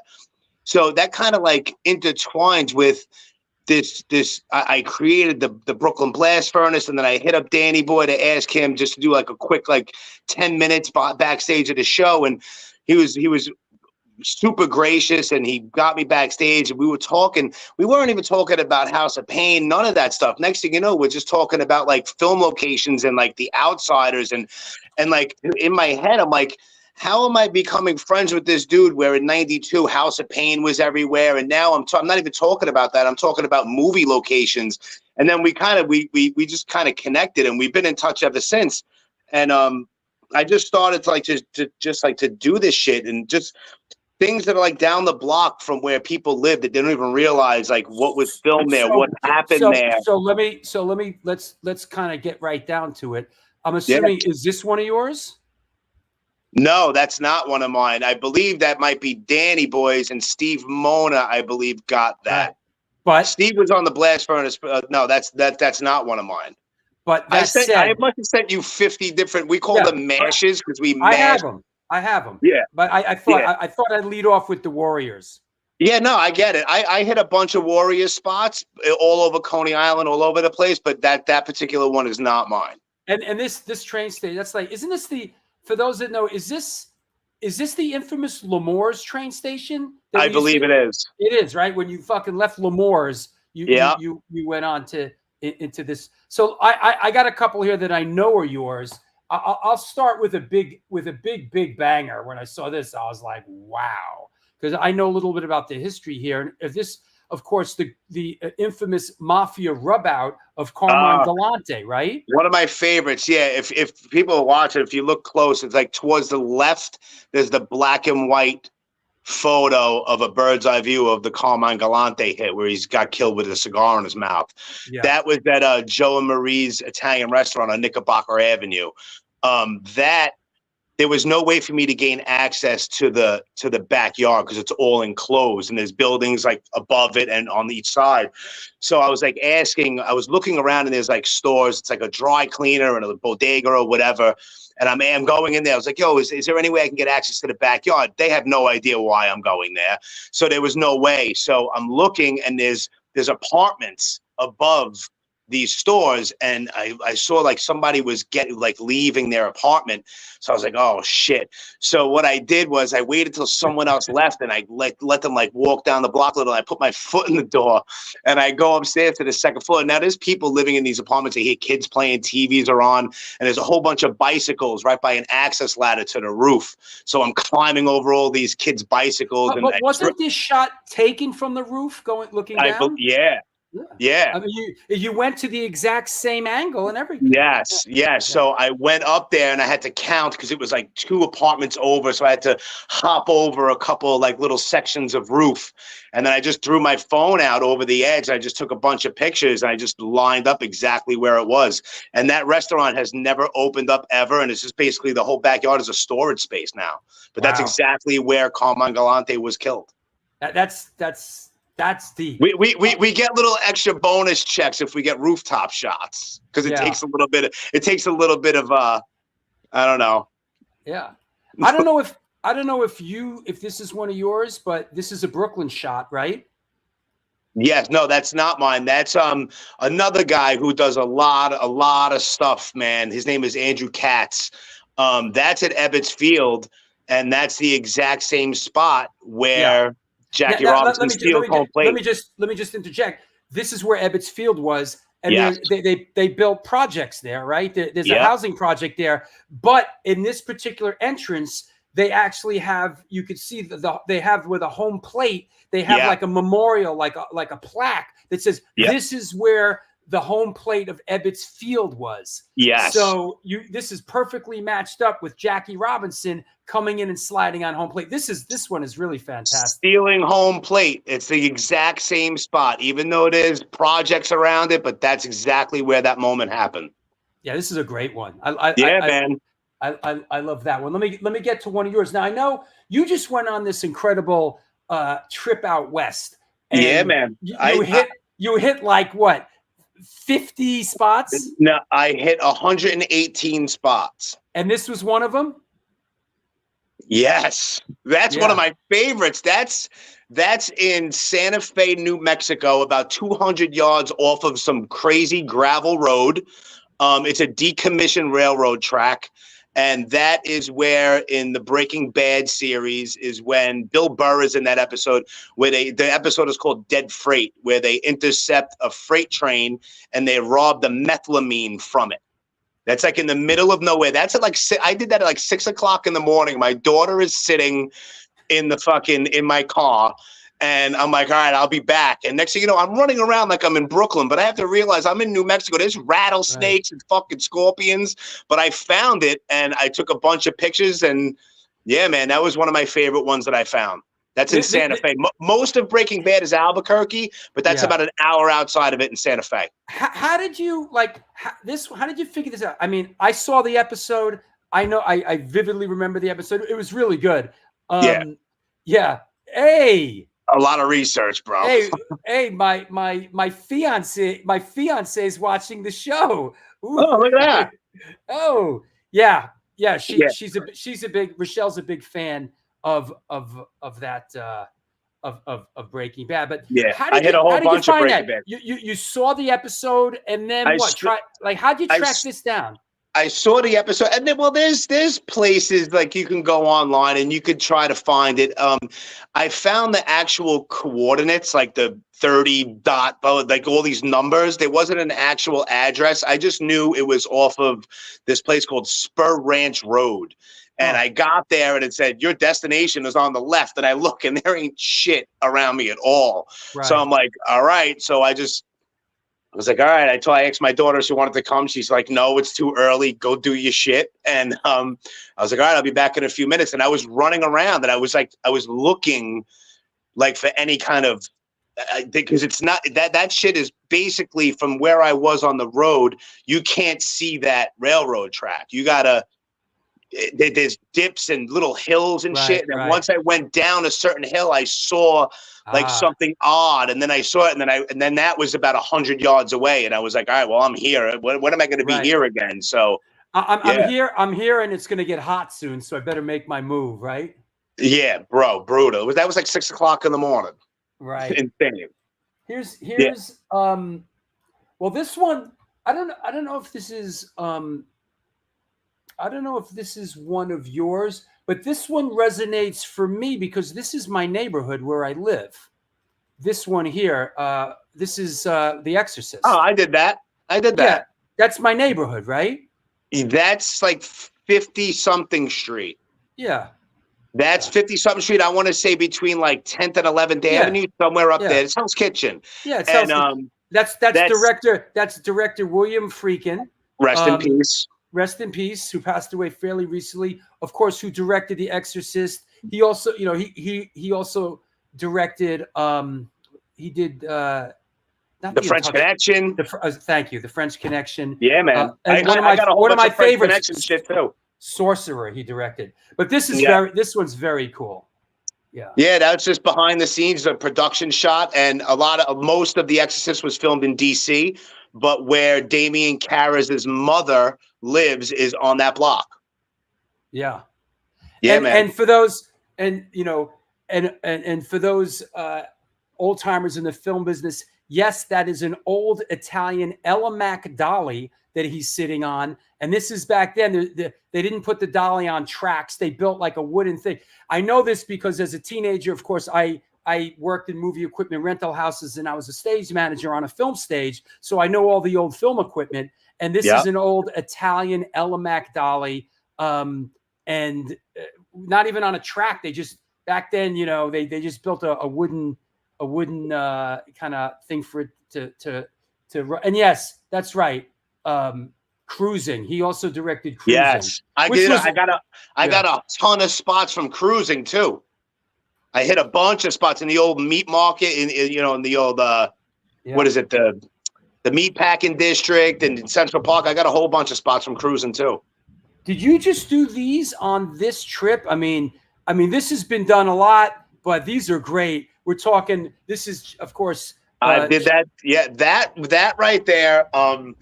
That was my personal white whale in the United States. That I did a few weeks ago. That's at Spawn Ranch where the Manson family used to hang out. That was my bucket list location because I'm like a fucking Manson history fucking nut job. Now, from what I understand, there's really nothing left there. They really wiped. They really, because millions of people have probably shown up. making Yeah. pilgrimage, both good and bad, for good and Correct. bad reasons. So isn't it owned by a church or something? They basically they cleared the whole area, right? They cleared the whole area. It's not very easy to gain access, but Danny Boy had mentioned a guy named Danny Johnson, who is like, he's like my personal favorite, and he has hit like so many crazy spots. He's a great guy. And I had to call, I called him from there, and I'm like, yo, I'm using the phone a friend option, because there's one spot off of the main road that can get you down, and you have to go down like this crazy path. And then there's this thing called the Wave Cave. There's a famous picture, which I don't know if you have it, but I did that as well. That was my bucket list spot, where the Manson family is inside this cave. That's it. That's exactly it. And that's where I really wanted to go. And he was like, yo, if you go down, blah, blah, blah. He's like, you're right by the Wave Cave. It's a lot smaller than you think. And I was like, holy shit. And I'm standing in front of it. And he's like, yo, if you turn around, there's these two trees where there's a famous picture of the Manson family who are on a hammock. It's right there. And then there's a huge boulder right behind it. And they used to call it Charlie's Rock, because Charlie used to sit on that big rock and play guitar. And they always used to hang out there. They do say there's a couple of bodies buried out there, that a couple people that they never found. They surmise were buried somewhere out there, but you figure they would have figured that out by now. But maybe. And then I climbed up I had to go up this pretty steep hill in order to get that shot that you got the last time, where all of because Spahn Ranch used to be a movie ranch, way before the Manson family came there. You know what I mean? So all of those structures are long gone. Oh yeah. But you just I mean, the mountains and all the scenery does not change. So you look at these old photos and you just look around and you can say, oh, this was here, and you can figure it out. You just got to get your right angle and stuff like that. Yeah. I have to give a huge shout out to Danny, because I'll tell you, man, I mean, listen, I'm in recovery. I have almost 10 years sober. You and Danny as well. This is something that I was always interested in, but in a weird way, he was the one that kind of gave me and a whole bunch of other people that do this, like this kind of creative outlet to be able to go and do shit and never be bored. You know what I mean? Like, I am never bored. This last trip was 16 days, me and my daughter. I went from San Francisco to Santa Cruz to LA. I drove all the way through Arizona into New Mexico, up to Tulsa, hung out with Danny for a little bit, and flew out of Oklahoma City. Last year, I did this whole big thing down the whole East Coast, all the way up through, like, why am I in West Virginia? You know what I mean? And I'm finding, like, Charles Manson's childhood home in West Virginia and Kentucky and all these crazy places. And then the year before, I was in Texas and Oklahoma and Tennessee on this crazy road trip. And like he said, it was like, it's not just the stuff that we post, it's the stuff from when we get in the car and the journey to the spot. And like, I could be in some weird place in Alabama at this awesome diner that I would never think in a million years I would be at, that I had like the greatest fucking sandwich ever. You know what I mean? Like, there's so much stuff that goes along with it, and anybody can do it, bro. I go to work, I work my ass off, and I do what I'm supposed to do as a responsible father and adult and being sober. But in my spare time, I'm looking to get out of here and see places, bro. I've hit 26 different states doing this stuff. 26 different states. We have to have, I think we need to do a Delta Bravo show. And let's do it. You'll just come on and you'll send me like the real deep stuff, because it's fantastic. And I personally have hit almost I have on my personal Facebook page, I have like almost 2,000 hits, bro. That's wild. 2,000. That's and there's always more. There's always more. Well, real quick, because I know you probably want to get rid of me, but me and my daughter were eating dinner with Danny while we were in Tulsa. And he was like, yo, you like, no, this was actually just a couple months ago when he came in for the Outsiders musical. So I'm bullshit with him. We're down at Wohop. And he's like, yo, yeah, we were eating at Wohop. He's like, yo, you don't get sick of doing it? I'm like, sick of doing what? Like, going places that I've never been before and just seeing cool shit and just traveling around, and with the added bonus of like, holy shit, why am I standing in the original Texas Chainsaw Massacre house right now? I remember, you know what I mean? I remember you posted that years ago. I remember you were sort of up on this stuff before even you got involved with Danny, right? No. No. That was like 3 years ago. That was 3 road trips ago. Okay. And I was there with a certain somebody, and that's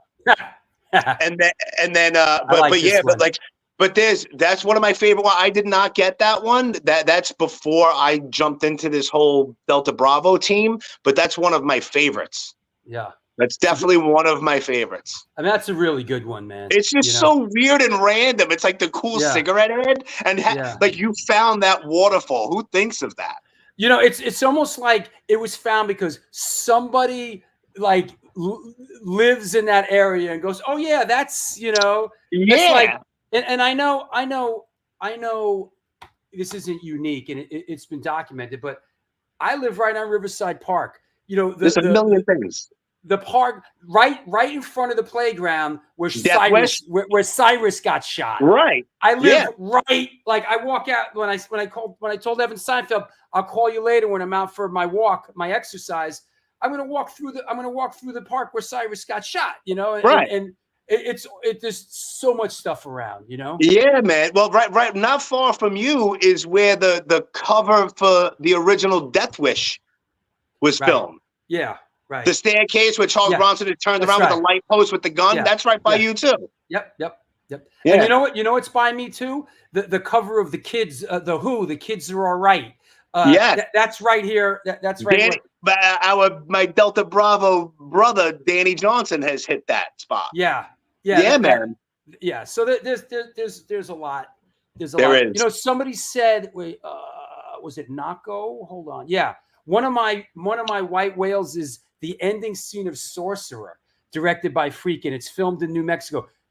I must say that Sorcerer, directed by William Friedkin, is one of my all-time favorite films. It's a really, it's a remake of the French film Waves of Fear. I highly recommend it. It's a very historical movie in so much that it's one of the last movies that were made like that before Star Wars. Star Wars changed the entire film business, and this was one of the last kind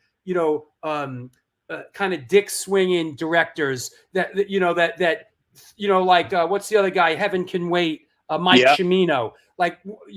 After there's before Star Wars and after Star Wars, and Sorcerer was one of the last of that era. Very interesting film, very good film. Roy Scheider's in it. I like it very much. A big shout out to Nako. Me and Nako know each other, and he's been on the Brooklyn Blast Furnace a couple of times. You can see him in the Cecil Hotel documentary on Netflix. Is that right? Cringing. Is that right? We watched that. We watched the disappearance. That. Yeah. He's in that. You see, the Cecil. The disappearance of the girl that was wigging out. Yes, that was disturbing. Yeah, he's in that. That was disturbing. Anybody see that Cecil Hotel doc? Yeah, it's like disappearance at the Cecil or some shit like that. I'm butchering it right now, but yeah. I know that Nako is a huge Friedkin fan. Yeah. Nako tried to put me in touch with William Friedkin to get him on the Brooklyn Blast Furnace, but then he died. Yeah. But I know that Nako's favorite movie ever is The French Connection. I'm looking William Friedkin up now because I want to make sure I'm not forgetting any of his films. He had an interesting run of films. Here's some of the bangers: French Connection, The Exorcist, Sorcerer, Cruising, To Live and Die in L.A. Yeah.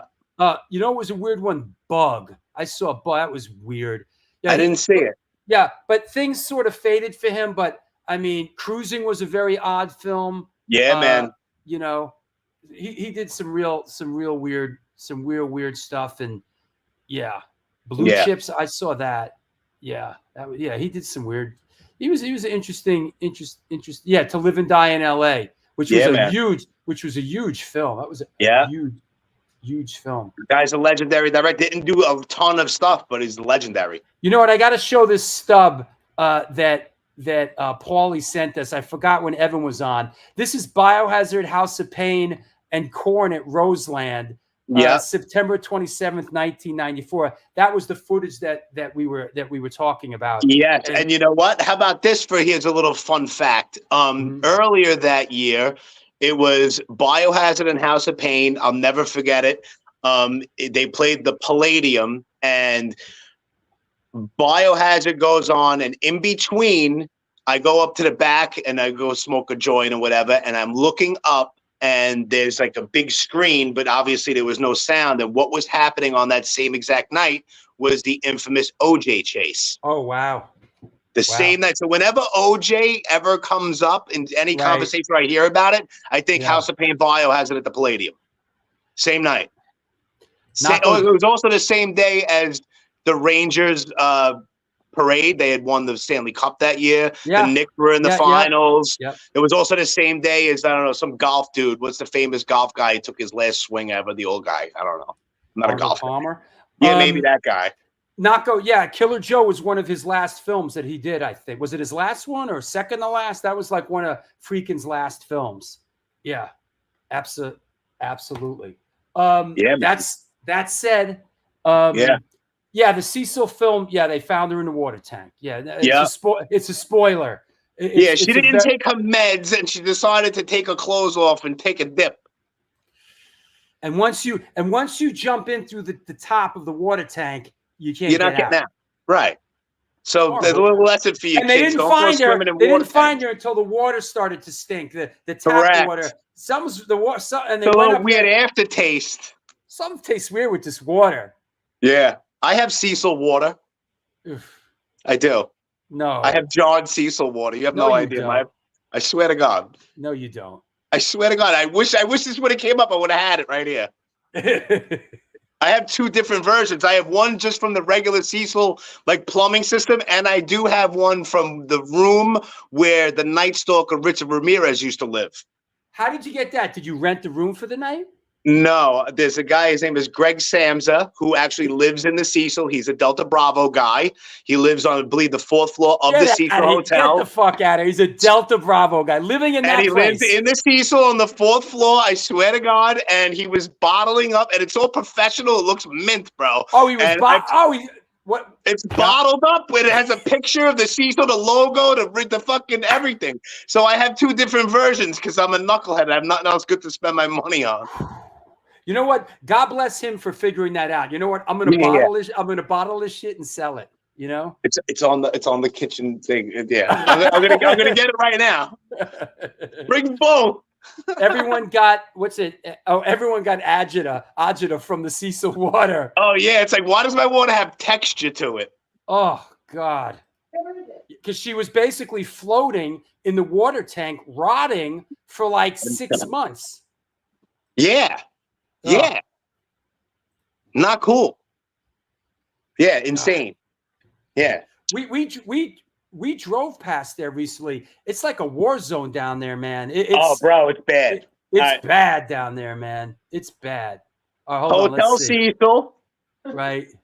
Okay. This is just the regular one, right? But here, this right here, Hotel Cecil. Yeah. It's crazy, bro. Why do I have bottled water from the Cecil Hotel? It's so ridiculous. Funny. And it's perfect how we just stumbled on top of it. Yeah, it's insane. I have all kinds of crazy shit, bro. Like all this, this whole Delta Bravo thing has brought me to some crazy places. Like, why am I on the Branch Davidian compound in Waco, Texas? Yeah. Like I have a piece of it's a burnt, ripped up piece of sheet metal from the actual fucking. It's crazy. Crazy. I have all kinds of shit. I have a piece of the grassy knoll fence from fucking Dealey Plaza. Hey, people are asking, what's your IG? How can people follow you? Me personally, at relatively unscathed. Or at relative? No, isn't there? Is it yes. Well, no, that's hacked. Everyone forget about that one. Oh, that's what I've been tagging you in, bro. Well, no, you're out of the loop. All right. Relatively unscathed is the Instagram, and I also run the Delta Bravo Instagram. It's Delta Bravo Urbex Team. Okay, cool. And on Facebook, there's a regular fan page, which is Delta Bravo Urban Exploration Team, and then there's also one in parentheses that says group. That's where most of everything happens. Hey, let's do it like a regular Delta Bravo show, and you could get out all your crazy shit and 100%. I got stories for fucking days, dude. Because you know what? If we're doing a show with this guy with his ancient artifacts thing, which is pretty cool. You know what this guy did? I have him coming on the show. This guy basically buys everybody's old, like, you know, memorabilia, and not just I'm not talking about just the flyers. He buys the buttons and the amps and the guitars, and like, so it's all this stuff. And you know, he just put a book together. Pretty cool. He's coming on the show. So yeah, let's do it. Yo, let me know, and I'll make sure I have all my. I have my whole rock collection. Yeah. People are like, "Oh yeah, he collects rocks." I'm like, "No, I really don't." Like they're from different places. They're rocks to some people, but I have some shit. All right, thanks, Jimmy. That was great, great, and I'll let you know. We'll do it soon. Let's do it. And before you cut off, I just want to thank Danny Boy, and you know, Danny is like a fucking, you know, that guy is I consider him a really good friend of mine, and that guy has brought, it sounds so cheesy, but the things that he's done and created have made a lot of, like, gave me a lot of memories and a lot of great times, and he's given me something to do instead of sitting here being bored and possibly being up to no good. Yeah. You know what I mean? Absolutely. And he's just a great guy. And what neighborhood are you from? Someone's asking. Me, I'm in Bay Ridge right now. I'm born and raised in Brooklyn. Been all over, but I'm born and raised in Brooklyn. Gotcha. But yeah, man. So and also the whole Delta Bravo team, like there's guys in Boston, like that we would communicate like online and shit. But I've made a couple of different weekend trips and hung out with these guys in Boston and hit all kinds of spots in Boston. And I met up with a couple of guys I never met in person out in California on this last trip. So we all of us have completely different lives, probably completely different political views, this, that, and the other thing, musical taste. But there's one thing that brings us all together, and there's this weird connection with this whole trying to find shit that you're into and going to explore. And it's fucking cool. And I told you, one of these days, if you have the time, we're going to Central Park, and I'll line you up with the locations from the Typo Negative Black #1 video we did. Let's do it. And from the Samantha Fox, I want to have some fun video that I worked on. Let's do it. I got you, man. I got you. Let's do it. And I sent you that one picture that's driving me up the fucking wall. I can't find it. Oh. It's that one shot of the Red Hot Chili Peppers from 1989. It's in Central Park. It's got to be in Central Park. It's somewhere in the 70s. I just have to find the rock structure, bro. I think I know where it is. I know where it is. We'll go. We'll go grab a bite to eat. We'll go Delta Bravo shit. I'll give you a sticker, make you an official member. Thanks, man. All right, I'll talk to you soon. All right, girl. Take care. Thanks for coming on. There you have it. This is the one, the only, often imitated, never duplicated. Yeah, Samantha Fox. I worked on the Samantha Fox I Want to Have Some Fun video right in the same place that I produced the Typo Negative Black #1 video. So, that's that. This is the New York Hardcore Chronicles Live. We're sponsored by New York Hardcore Comics, Texas Silver Rush, DTFM Vinyl Distro, Generation Records, 126 Hardcore Clothing, and Mad Vintage. Mad Vintage buys, sells, and collects band shirts, primarily hardcore. The DIY operation was started and is operated by a hardcore kid who just loves collecting and eventually got into vintage clothing, specifically the realm of vintage band shirts. They are always looking to buy out collections to either keep, sell, or trade. New shirts added daily at www.madvintage.com and posted on Instagram. Dig deep into that closet of crap and reach out to them. Mad Vintage. Last but not least, the Texas Silver Rush is a jewelry design firm and boutique store located in the birthplace of the Texas country music scene in Fredericksburg, Texas. They specialize in working with musicians in all music genres to design and create unique one-off pieces, as well as the styling for stage, album covers, and promo social media exposure. Their client list includes Rock and Roll Hall of Famers Gwen Rollet, Ringo Starr, and of course, Agnostic Front. Information on online sales are being taken at their Facebook and Instagram page, and of course, www.thetexassilverrush.com. Couple of upcoming shows 1 week from today. This is going to be a very cool show. 1 week from today, man, I am doing my homework on this show. I am reading the book as we speak. Where's the book? Yeah. I'm reading the book right now. That said, I'm reading the book Too Much Too Young right now. The history of two-tone ska. This is good. The history of two-tone records. Very cool show 1 week from today. And then as fate would have it, he's coming to New York, and I'm doing a live event with him in Rockefeller Center at Rough Trade on Thursday, September 12th. So 1 week from today, Daniel Rachel's on the show. A couple days after that, Tommy Rat is on the show from Rejuvenate Warzone to Trip 6. He has a book coming out. A couple days after that, Brian Ancient Artifacts will be on. Chris Enriquez has rescheduled. We just saw him play in Orange 9mm. We got Vinny and Howie coming on, celebrating the release of Vinny's book. Yo, Staten Island Hardcore Represent. Andrew Vacante from Combust will be on the show. DOA's Joe Kiley on September 29th. And I don't think this is even, I haven't even announced this yet. There is a live event that we're doing in New York City, but Danny Lilker will be on the show talking about his new book. Actually, the second printing of his book on Sunday, October 6th. Lots going on. That said, yeah, that's right. I want to have some fun. Samantha Fox. I was the second AD, second assistant director on that video. Yeah. Where did Samantha Fox pass away? I think Samantha Fox might have passed. Drew, you've been around. I missed you in Greenville, South Carolina. How was the event? How was the event in Greenville? That was like a year ago, wasn't it? That's it. Astoria Lou, welcome back from your trip to Greece, brother. Welcome back. We missed you. What else? Yes, big event at Queen's Pins going down.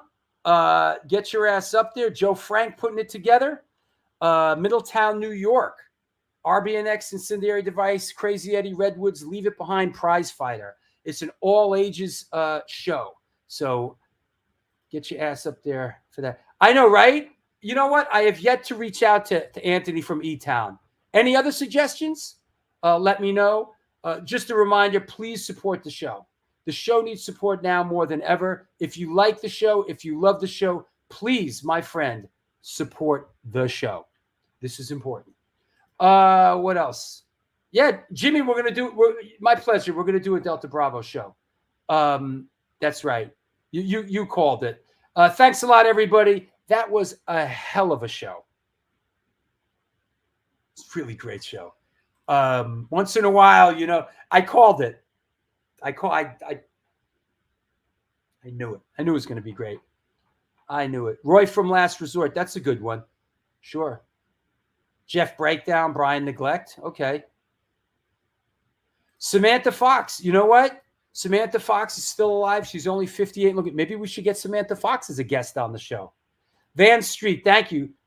Henry Rollins hasn't been on. Henry Rollins politely declined. He doesn't like. He's burnt out on this kind of stuff. We'll get him eventually, but thank you, Robert Hogg in Scotland. It was a great show. Joe Frank, yes, Queen's Pin show is happening. Looking forward to it. Any other suggestions before we go? Yeah, we'll get Samantha Fox on the show. Good one, right? Sure. Stranger things have happened. Thanks a lot, everybody. Fantastic show. We'll see you in a week. Until then, do good things, and good things will come to you.